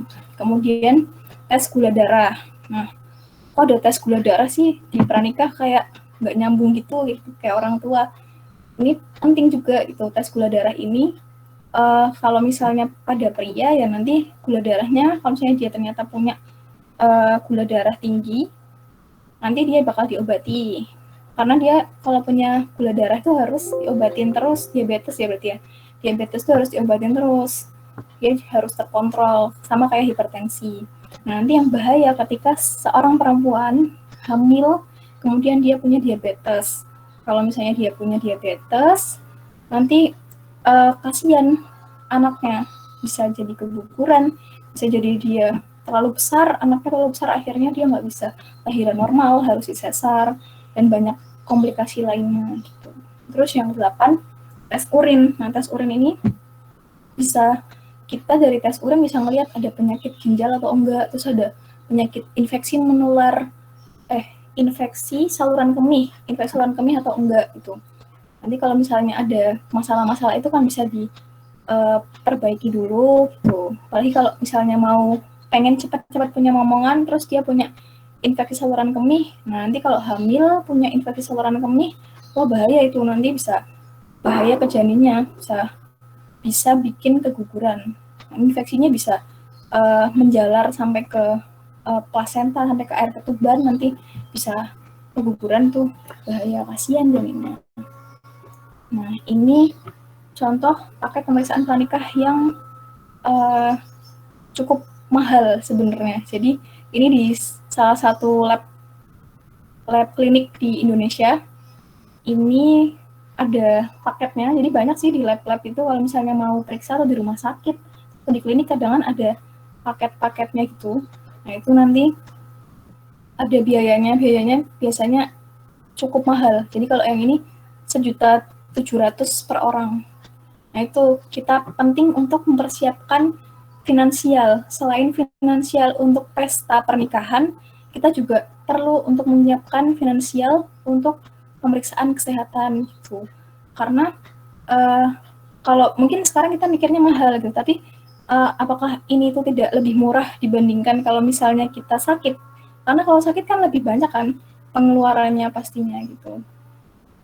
Jadi kalau misalnya ada yang berniat untuk menikah mungkin beberapa tahun ke depan, lagi nabung, ya disisihkan untuk pemeriksaan kesehatan gitu. Kemudian vaksin itu perlu nggak sih Kak, vaksin? Nah, vaksin itu perlu banget. Jadi kalau yang di puskesmas itu biasanya minimal standarnya itu vaksin tetanus. Nah, biasanya orang-orang itu salah kaprah juga di sini. Jadi mereka tuh vaksin tetanus cuma 1 kali. Untuk apa? Untuk memenuhi syarat kelengkapan dari menikah, biar mereka bisa dapat izin untuk menikah, dapat suratnya, terus bisa nikah gitu. Terus habis itu mereka nggak datang lagi untuk vaksin selanjutnya. Padahal tetanus itu bertahap, ada sampai 5. Kalau misalnya kita sampai 5 kali vaksin, itu bisa perlindungannya sampai 25 tahun. Nah, tetanus itu apa sih tetanus? Tetanus itu penyakit seperti nanti bisa kejang-kejang gitu. kejang, terus bisa sampai ke kematian. Biasanya kalau orang kena tetanus tuh nggak lama, dari dia kejang-kejang, kalau misalnya penanganannya nggak cepat bisa langsung meninggal. Nah, ini bahaya kan. Nah, makanya kenapa kok tetanus itu perlu? Dan ini cewek ya yang tetanus ya, cowok enggak. Kenapa kok cewek itu perlu tetanus? Karena cewek-cewek itu nanti kan kalau misalnya udah nikah akan melakukan hubungan suami istri gitu ya. Nah, nanti di situ akan itu adalah salah satu faktor resiko terjadinya tetanus, karena mungkin ada luka kecil, terus nggak tahu juga kita bersih atau enggak gitu, jadi kita harus vaksin tetanus gitu. Terus minimal sih 2 kali. Jadi kalau misalnya hari ini kita vaksin, berarti bulan depan kita vaksin lagi gitu, supaya kita dapat perlindungan selama 3 tahun. Kalau kita udah vaksin selama 2 kali, sebanyak 2 kali sebelum menikah, nanti ketika kita hamil tidak perlu lagi kita vaksin lagi. Tapi kalau misalnya kita udah sebelum menikah kita cuma 1 kali atau bahkan nggak vaksin, nah itu nanti pas kita hamil kita harus vaksin lagi 2 kali gitu. Kan enak ya kalau misalnya udah kelar semua sebelum nikah, pas hamil udah anteng gitu, udah nggak perlu lagi aku vaksin TT, soalnya aku dulu udah vaksin TT kayak gitu. Terus habis itu ada vaksin HPV, Human Papilloma Virus. Sebenarnya ini penting, tapi di Indonesia cakupannya belum luas karena harganya, ini bisa dilihat contohnya ini harganya 3 kali vaksin aja 2.300.000, 2 kali vaksin 1.500.000. Nah, itu yang bikin cakupan vaksin HPV itu masih rendah. Padahal kalau misalnya orang ini sudah vaksin HPV, dia insya Allah tidak akan terkena kanker serviks di Indonesia. Nomor 2 terbanyak yang mengenai perempuan di Indonesia. Jadi kalau misalnya punya rezeki atau sekarang lagi nabung, ya ditabung juga untuk ini, untuk perempuan, terutama untuk perempuan. Kalau cowok mau vaksin juga nggak apa-apa. Tapi ada kabar baik nih, ada kabar baik untuk warga Indonesia gitu. Jadi sekarang vaksin HPV itu sudah tersedia. Tapi sayangnya untuk anak-anak. Jadi anak kecil itu biasanya ada imunisasi gratis ya. Dari dia bayi sampai dia SD biasanya ada imunisasi gratis. Nah itu sudah mulai dimasukkan ke imunisasi gratis itu. Jadi anak-anak kita, adik-adik kita tuh sekarang udah dapat vaksin HPV gratis. Nah kitanya gimana? Kitanya masih berbayar. Tuh. Terus ini terakhir tentang gizi pranikah sedikit aja. Jadi setelah kita sudah mempersiapkan kesehatan pranikah, udah melakukan pemeriksaan kesehatan pranikah,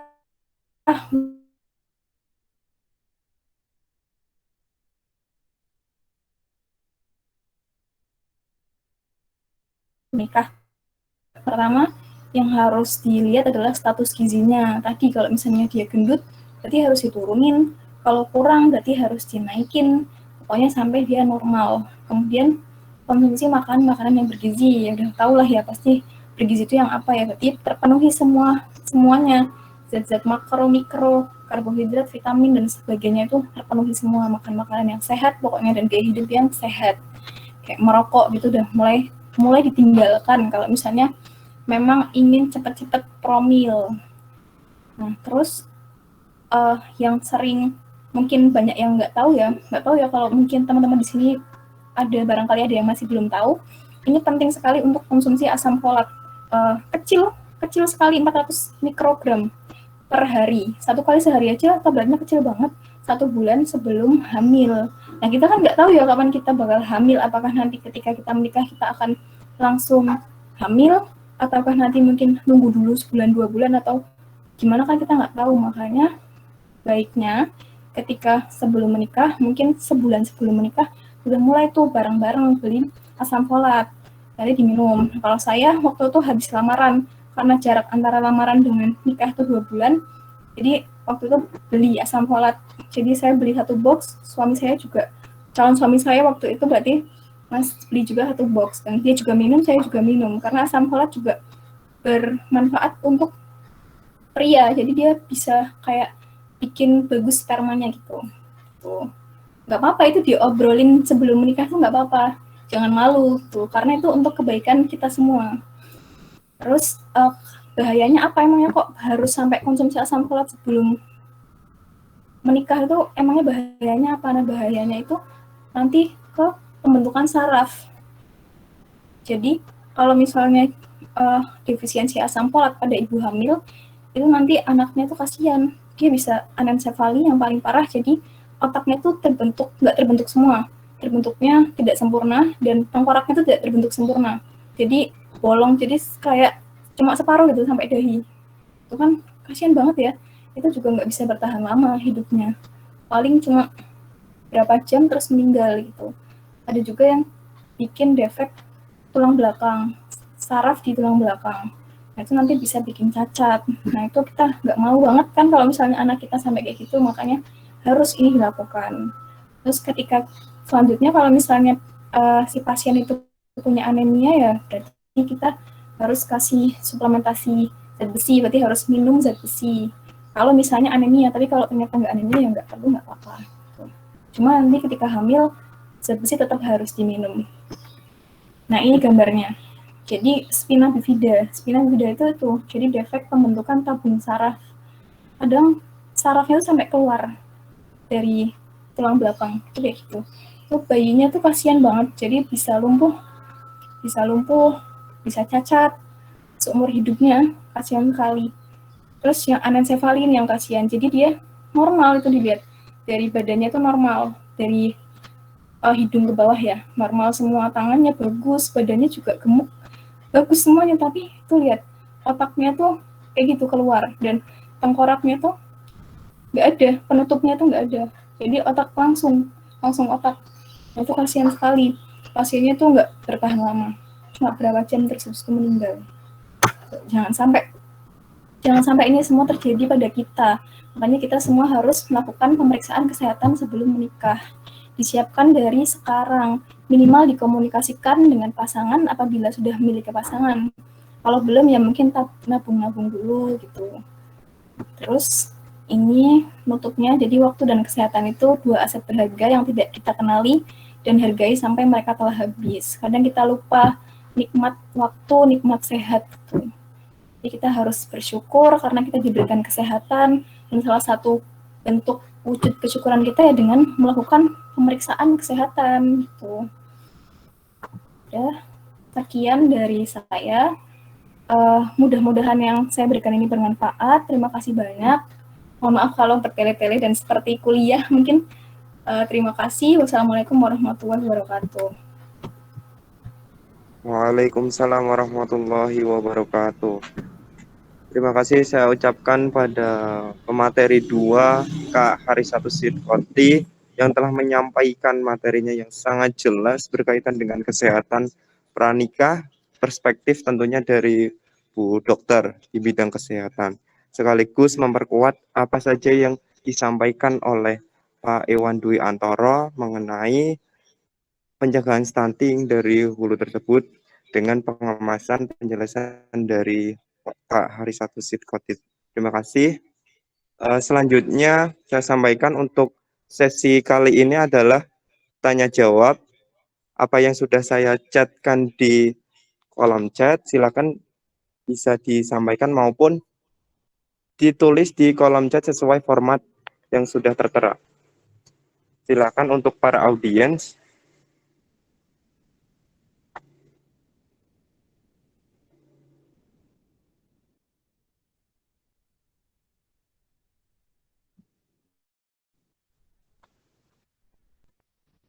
Mungkin untuk memantik semangat dari teman-teman semua, misal saya izin.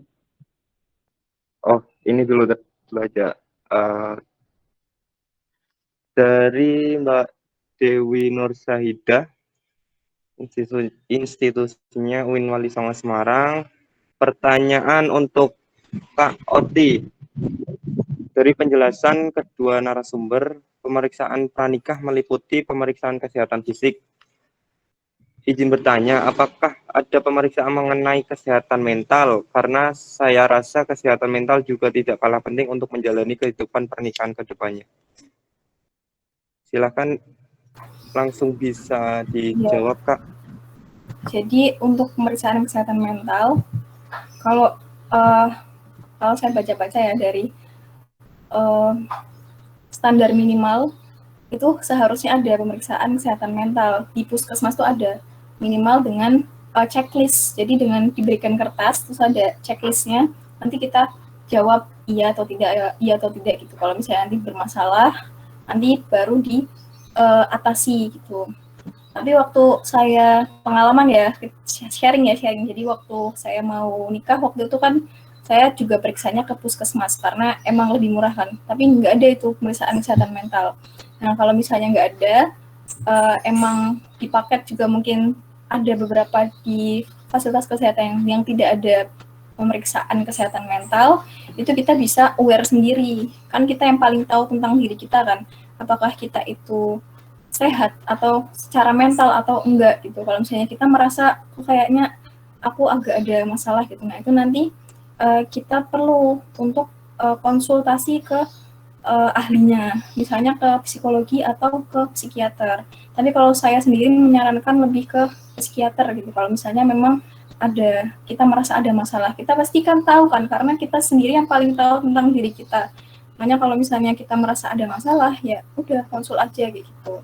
Makanya penting tadi waktu pertama saya bilang persiapan pranikah, itu ada yang namanya ruhiyah gitu. Ruhiyah itu termasuk mental juga gitu. Ketika kita ruhiyahnya bagus, insya Allah mentalnya juga bagus gitu. Jadi mungkin sembari kita mempersiapkan pernikahan, sembari kita mempersiapkan ruhiyah kita, mempersiapkan dari segi ruhiyah, dari segi ibadah, dari segi pendekatan kepada Tuhan gitu dan lain-lain. Gitu. Mungkin cukup Mbak Dewi, atau ada yang mau ditanya lagi?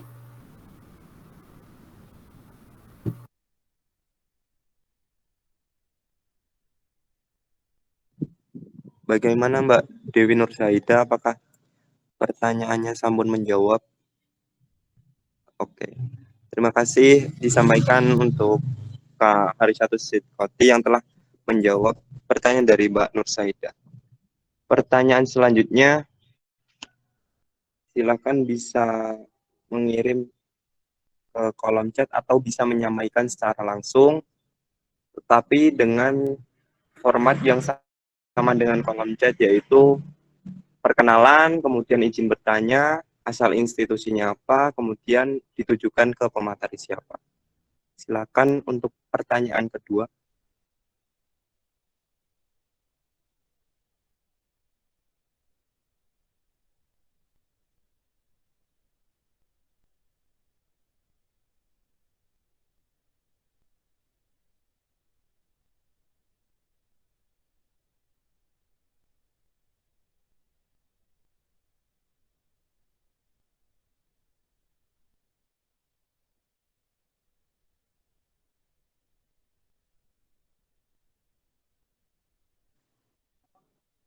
Oke Kak, ini ada pertanyaan lagi untuk Kak Oti dari Laili, institusinya UIN Wali Songo.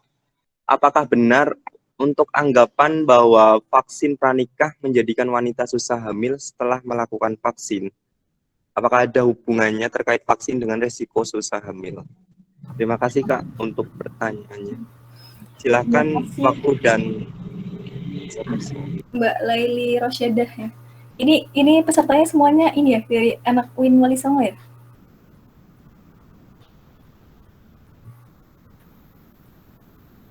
Iya ya kayaknya ya. Jadi ini kalau tentang vaksin pranikah dengan hubungan antara vaksin pranikah dengan hamil, apakah nanti bisa mempersulit hamil?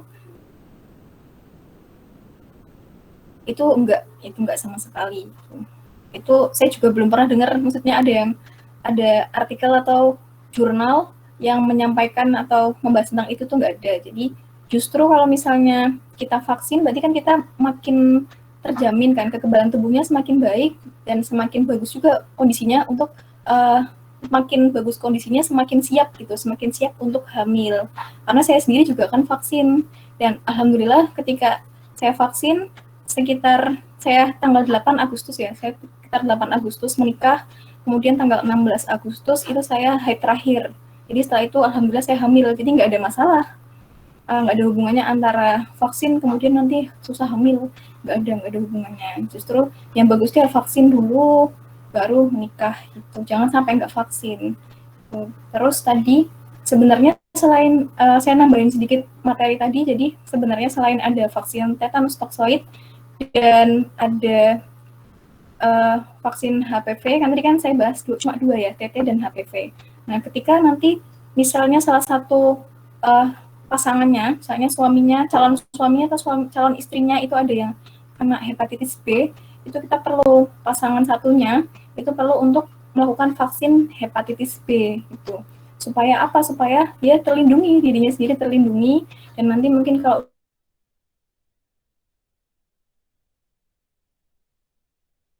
punya anak juga anaknya terlindungi, dan tidak membutuhkan ada penyakitnya gitu. Tapi kalau untuk vaksin TT dan HPV itu menurut saya sangat diperlukan, terutama TT sih. Kalau misalnya HPV memang tidak ada biaya untuk HPV ya nggak apa-apa, tapi harus dijamin bahwa si pasangannya itu benar-benar sehat, jadi tidak sehat secara reproduksi, nggak nakal gitu ya, nggak nakal dalam tanda kutip. Mungkin sekian jawabannya, apakah sudah menjawab? Iya Kak, terima kasih.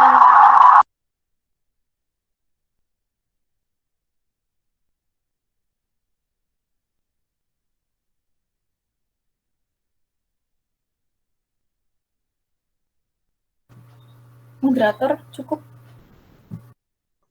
Oh iya Kak, maaf suaranya tiba-tiba terhenti. Oke, izin konfirmasi terkait dengan pertanyaan tadi, Kak Laili Rosada sudah menjawab ya?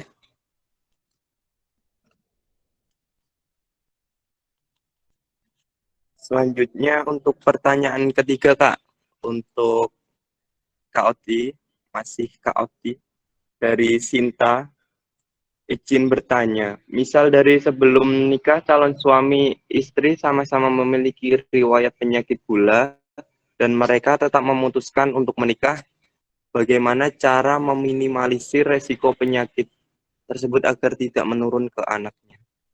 Terima kasih untuk Kak Sinta Afrisa yang telah bertanya. Silakan untuk waktu dan tempat bisa menjawab pertanyaan tersebut, Kak Oti. Ya, terima kasih untuk pertanyaannya Mbak Sinta. Jadi itu untuk penyakit diabetes itu ada 2 sebenarnya. Ada penyakit yang disebabkan oleh keturunan, ada juga yang disebabkan oleh gaya hidup. Jadi gaya hidup yang nggak baik, misalnya dia makannya tuh sembarangan, makannya tuh manis terus. Biasanya pada pasien-pasien obesitas, jadi pasien-pasien gendut, mungkin dulunya tuh orang tuanya nggak ada yang punya riwayat diabetes, tapi sewaktu-waktu dia bisa kena diabetes karena dia obesitas itu atau gaya hidupnya yang tidak baik. Jadi ada 2, ada yang genetik, ada juga yang didapat dari gaya hidup yang tidak baik. Jadi kalau misalnya ada calon suami istri sama-sama punya penyakit gula, riwayat penyakit gula, nah ini tergantung riwayat penyakit gulanya apa. Kalau riwayat penyakit gulanya genetik dua-duanya, yang kemungkinan anaknya juga mungkin akan kena, tapi bisa untuk diminimalisir dengan cara apa? Dengan cara membiasakan gaya hidup yang baik dari semenjak dalam apa namanya, sedang hamil sampai nanti dibiasakan. Kan anak kecil itu atau bayi atau anak kita itu tergantung sama orang tuanya. Jadi kalau misalnya kita membiasakan hal-hal yang baik dari kecil, nanti itu akan menjadi kebiasaan selanjutnya gitu. Jadi kita harus membiasakan dari kecil, dibiasakan makan makanan yang mungkin tidak terlalu manis, tidak banyak yang manis-manis, karena kan ibu bapaknya juga harus makannya dikontrol kan, harus nggak boleh manis-manis. Makanya kita membiasakan anak kita juga untuk kayak gitu, menjaga gaya hidupnya supaya lebih sehat dari kecil, nanti akan terbawa sendiri sampai besar.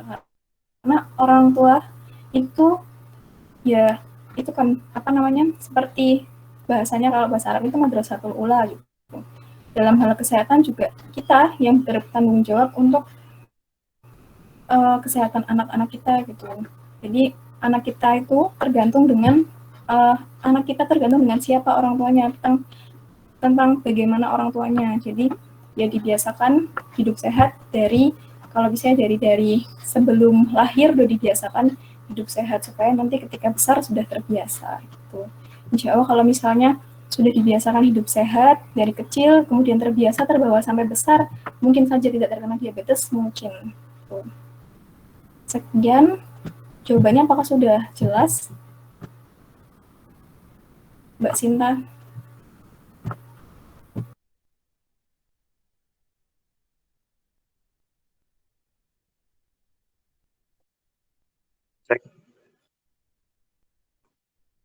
Apakah sudah menjawab untuk pertanyaan dari Mbak Sinta? Oke, sampun Kak Oti, sampun menjawab terkait dengan pertanyaannya.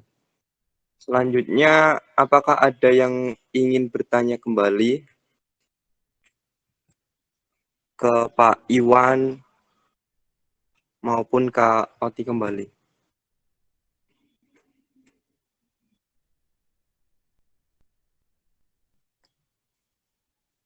Mungkin untuk memantik teman-teman semua, moderator izin bertanya ke dua pemateri ya.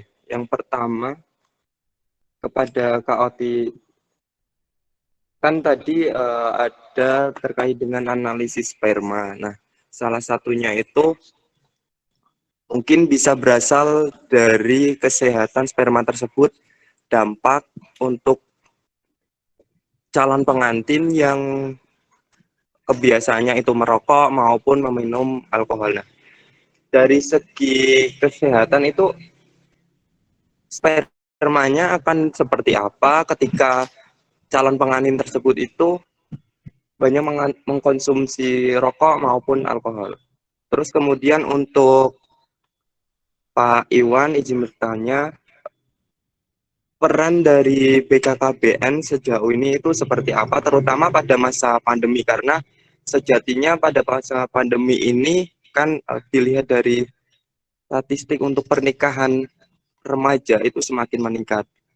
Itu monggo bisa dijawab untuk Bapak Iwan, silakan.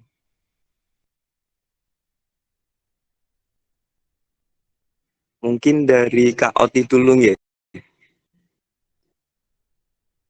Iya, baik. Coba jawab ya pertanyaannya moderator. Jadi tentang kesehatan dari sperma ya. Kalau misalnya si pria ini dia aktif merokok juga minum alkohol. Ya, kalau sebenarnya merokok dan alkohol itu adalah salah satu faktor risiko dari hampir semua penyakit gitu. Jadi dia punya andil dari setiap apa saja penyakit apa aja itu pasti ada andilnya itu, rokok sama alkohol itu. Jadi bisa menambah semakin buruk atau justru itu yang bisa menimbulkan penyakit gitu. Nah itu nanti ada 3 hal yang kita periksa ketika analisis sperma, dari jumlah spermanya, dari morfologinya, dari bentuk spermanya itu apakah normal, kan sperma itu ada kepala dan ekornya, ada yang cacat atau tidak. Ketika jumlahnya itu tidak cukup, nanti bisa menghambat dari pembuahan gitu. Menghambat dari pembuahan, kemudian ketika dari bentuknya atau morfologinya itu tidak benar atau cacat, itu juga bisa sangat mengganggu karena ada zat-zat yang diperlukan mungkin di kepala spermanya, tapi spermanya itu cuma ekor doang, nggak ada kepalanya. Nah, itu bahaya juga. Dan dari motilitasnya, motilitas itu berarti pergerakannya. Kalau misalnya pergerakan spermanya itu tidak aktif, kan harusnya kan sperma itu aktif ya, karena dia harus cepat-cepat rebutan buat masuk ke ovum gitu. Nah, kalau misalnya dia nggak aktif, ya gimana dia bisa melakukan pembuahan gitu. Nah, itu nanti cacatan spermanya itu nanti bisa dilihat lebih lanjut dari pemeriksaan lab. Bisa salah satu atau bisa salah 2 atau salah 3. Bisa juga pasien-pasien yang misalnya dia aktif alkohol, aktif merokok, tapi kok kebetulan spermanya kok normal-normal aja dan hamil. Kemungkinan atau faktor resiko. Faktor resiko itu tidak absolut gitu. Jadi itu mungkin bisa terjadi, mungkin bisa enggak gitu.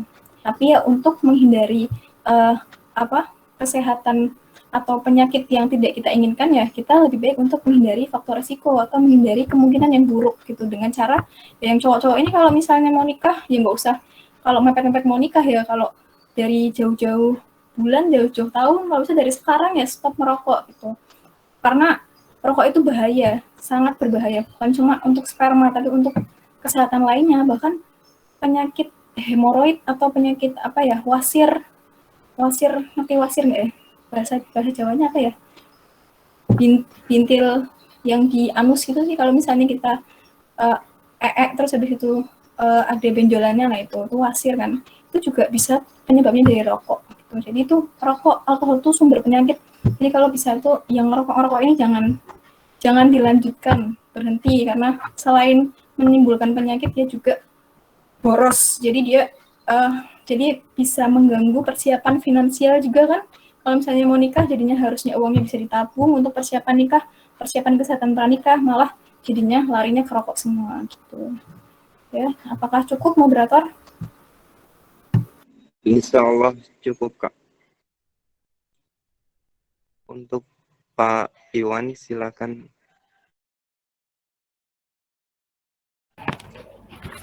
Baik, terima kasih Mas Arfan.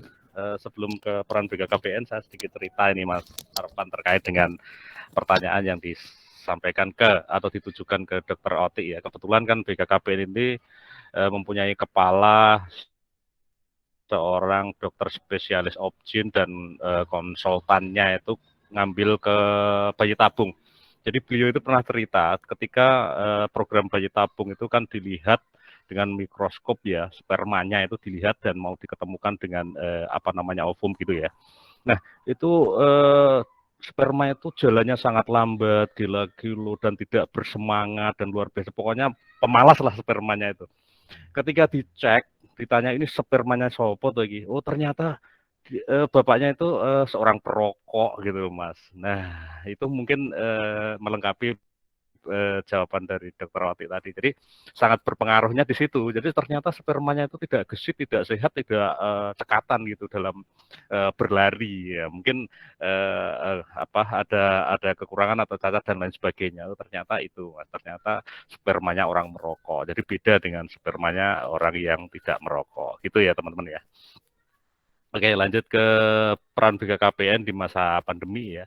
Jadi BKKBN itu salah satu tugas yang pertama dan penting adalah mengemban amanah dari Undang-Undang 52 itu melakukan program pembangunan keluarga ya Bapak, teman-teman dan Bapak Ibu semuanya ya. Jadi BKKBN itu selama pandemi itu memerankan diri sebagai sahabat keluarga, benar-benar mendampingi keluarga-keluarga yang terkena pandemi dan lain sebagainya. Kita selalu mendekatkan kepada keluarga.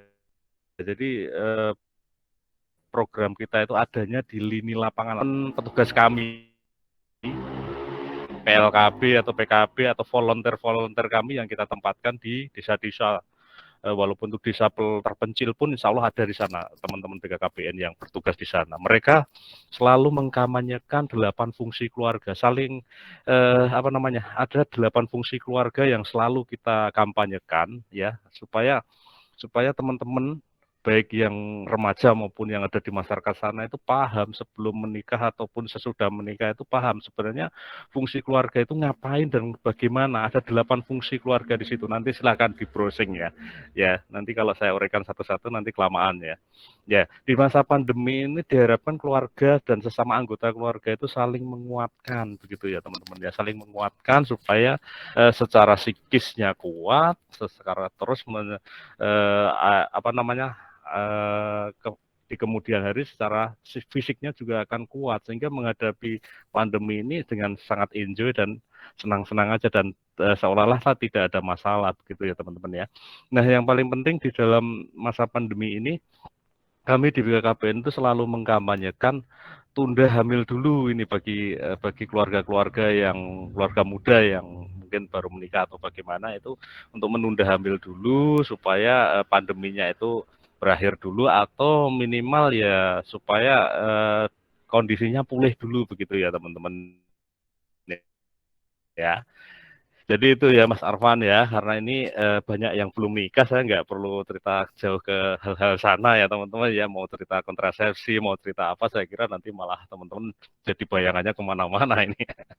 Oke, ini pertanyaan dari chat, langsung saya jawab Mas Arfan dulu ya. Ini ada yang Oke, menanyakan terkait L-female siap. ya Mas Arfan ya.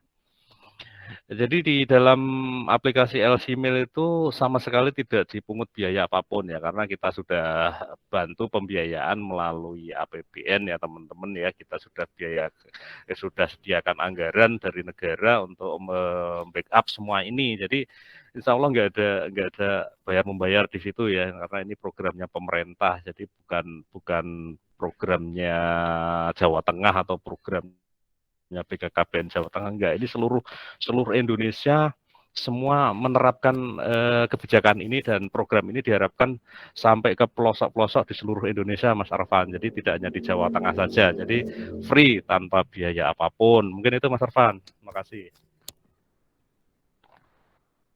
Oke, izin mengkonfirmasi untuk Mas Argo Setioko, apakah pertanyaan dari Pak Iwan sampun menjawab pertanyaan dengan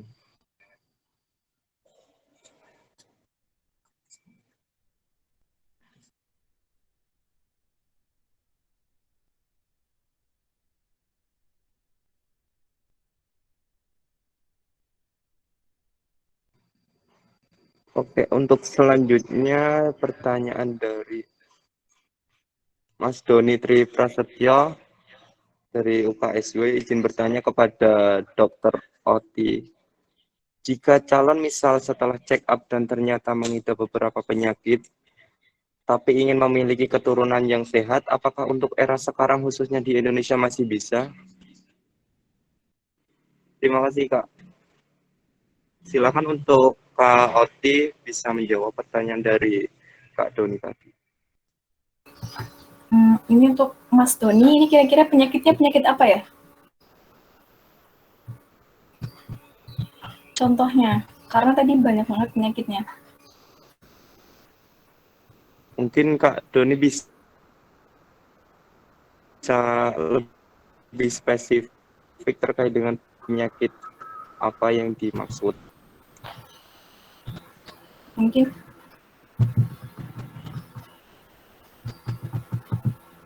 kalau misalnya penyakitnya seperti penyakit yang bukan penyakit genetik, itu masih bisa. Jadi coba jawab ya, jawab secara umum. Kalau misalnya penyakitnya non genetik, misalnya kalau misalnya genetik juga genetiknya seperti tadi contohnya yang diabetes, itu mungkin masih bisa dengan memperbaiki lifestyle atau gaya hidupnya, dengan gaya hidup yang lebih sehat. Tapi kalau misalnya penyakitnya itu penyakit genetik, seperti penyakit tadi mungkin hemofilia atau thalassemia, itu memang penyakit-penyakit yang tidak ada obatnya. Dan sebenarnya kalau misalnya ada pasien suaminya carrier, kemudian istrinya carrier, kemudian mereka menikah, itu enggak semuanya anaknya itu bakal positif hemofilia atau positif thalassemia, itu enggak. Jadi ada 25% yang normal, 25% yang sakit, ada 50% yang carrier gitu. Tapi kan kita nggak mau kan kalau misalnya nanti ada anaknya yang misalnya hemofili atau yang thalassemia seumur hidupnya, kan nggak mau. Makanya kita mencari jalan pintasnya dengan cara mungkin tidak punya anak gitu. Jadi tidak punya anak dari darah daging sendiri, mungkin bisa dengan cara adopsi, karena kita nggak tahu, karena itu kan masih kemungkinan apakah nanti anak yang pertama kita lahirkan itu yang dia akan sakit atau yang carrier atau yang sehat gitu. So, mungkin ada juga yang lainnya dengan cara bayi tabung mungkin bisa juga, tapi kan itu sangat mahal dan itu juga belum tentu berhasil, karena ada juga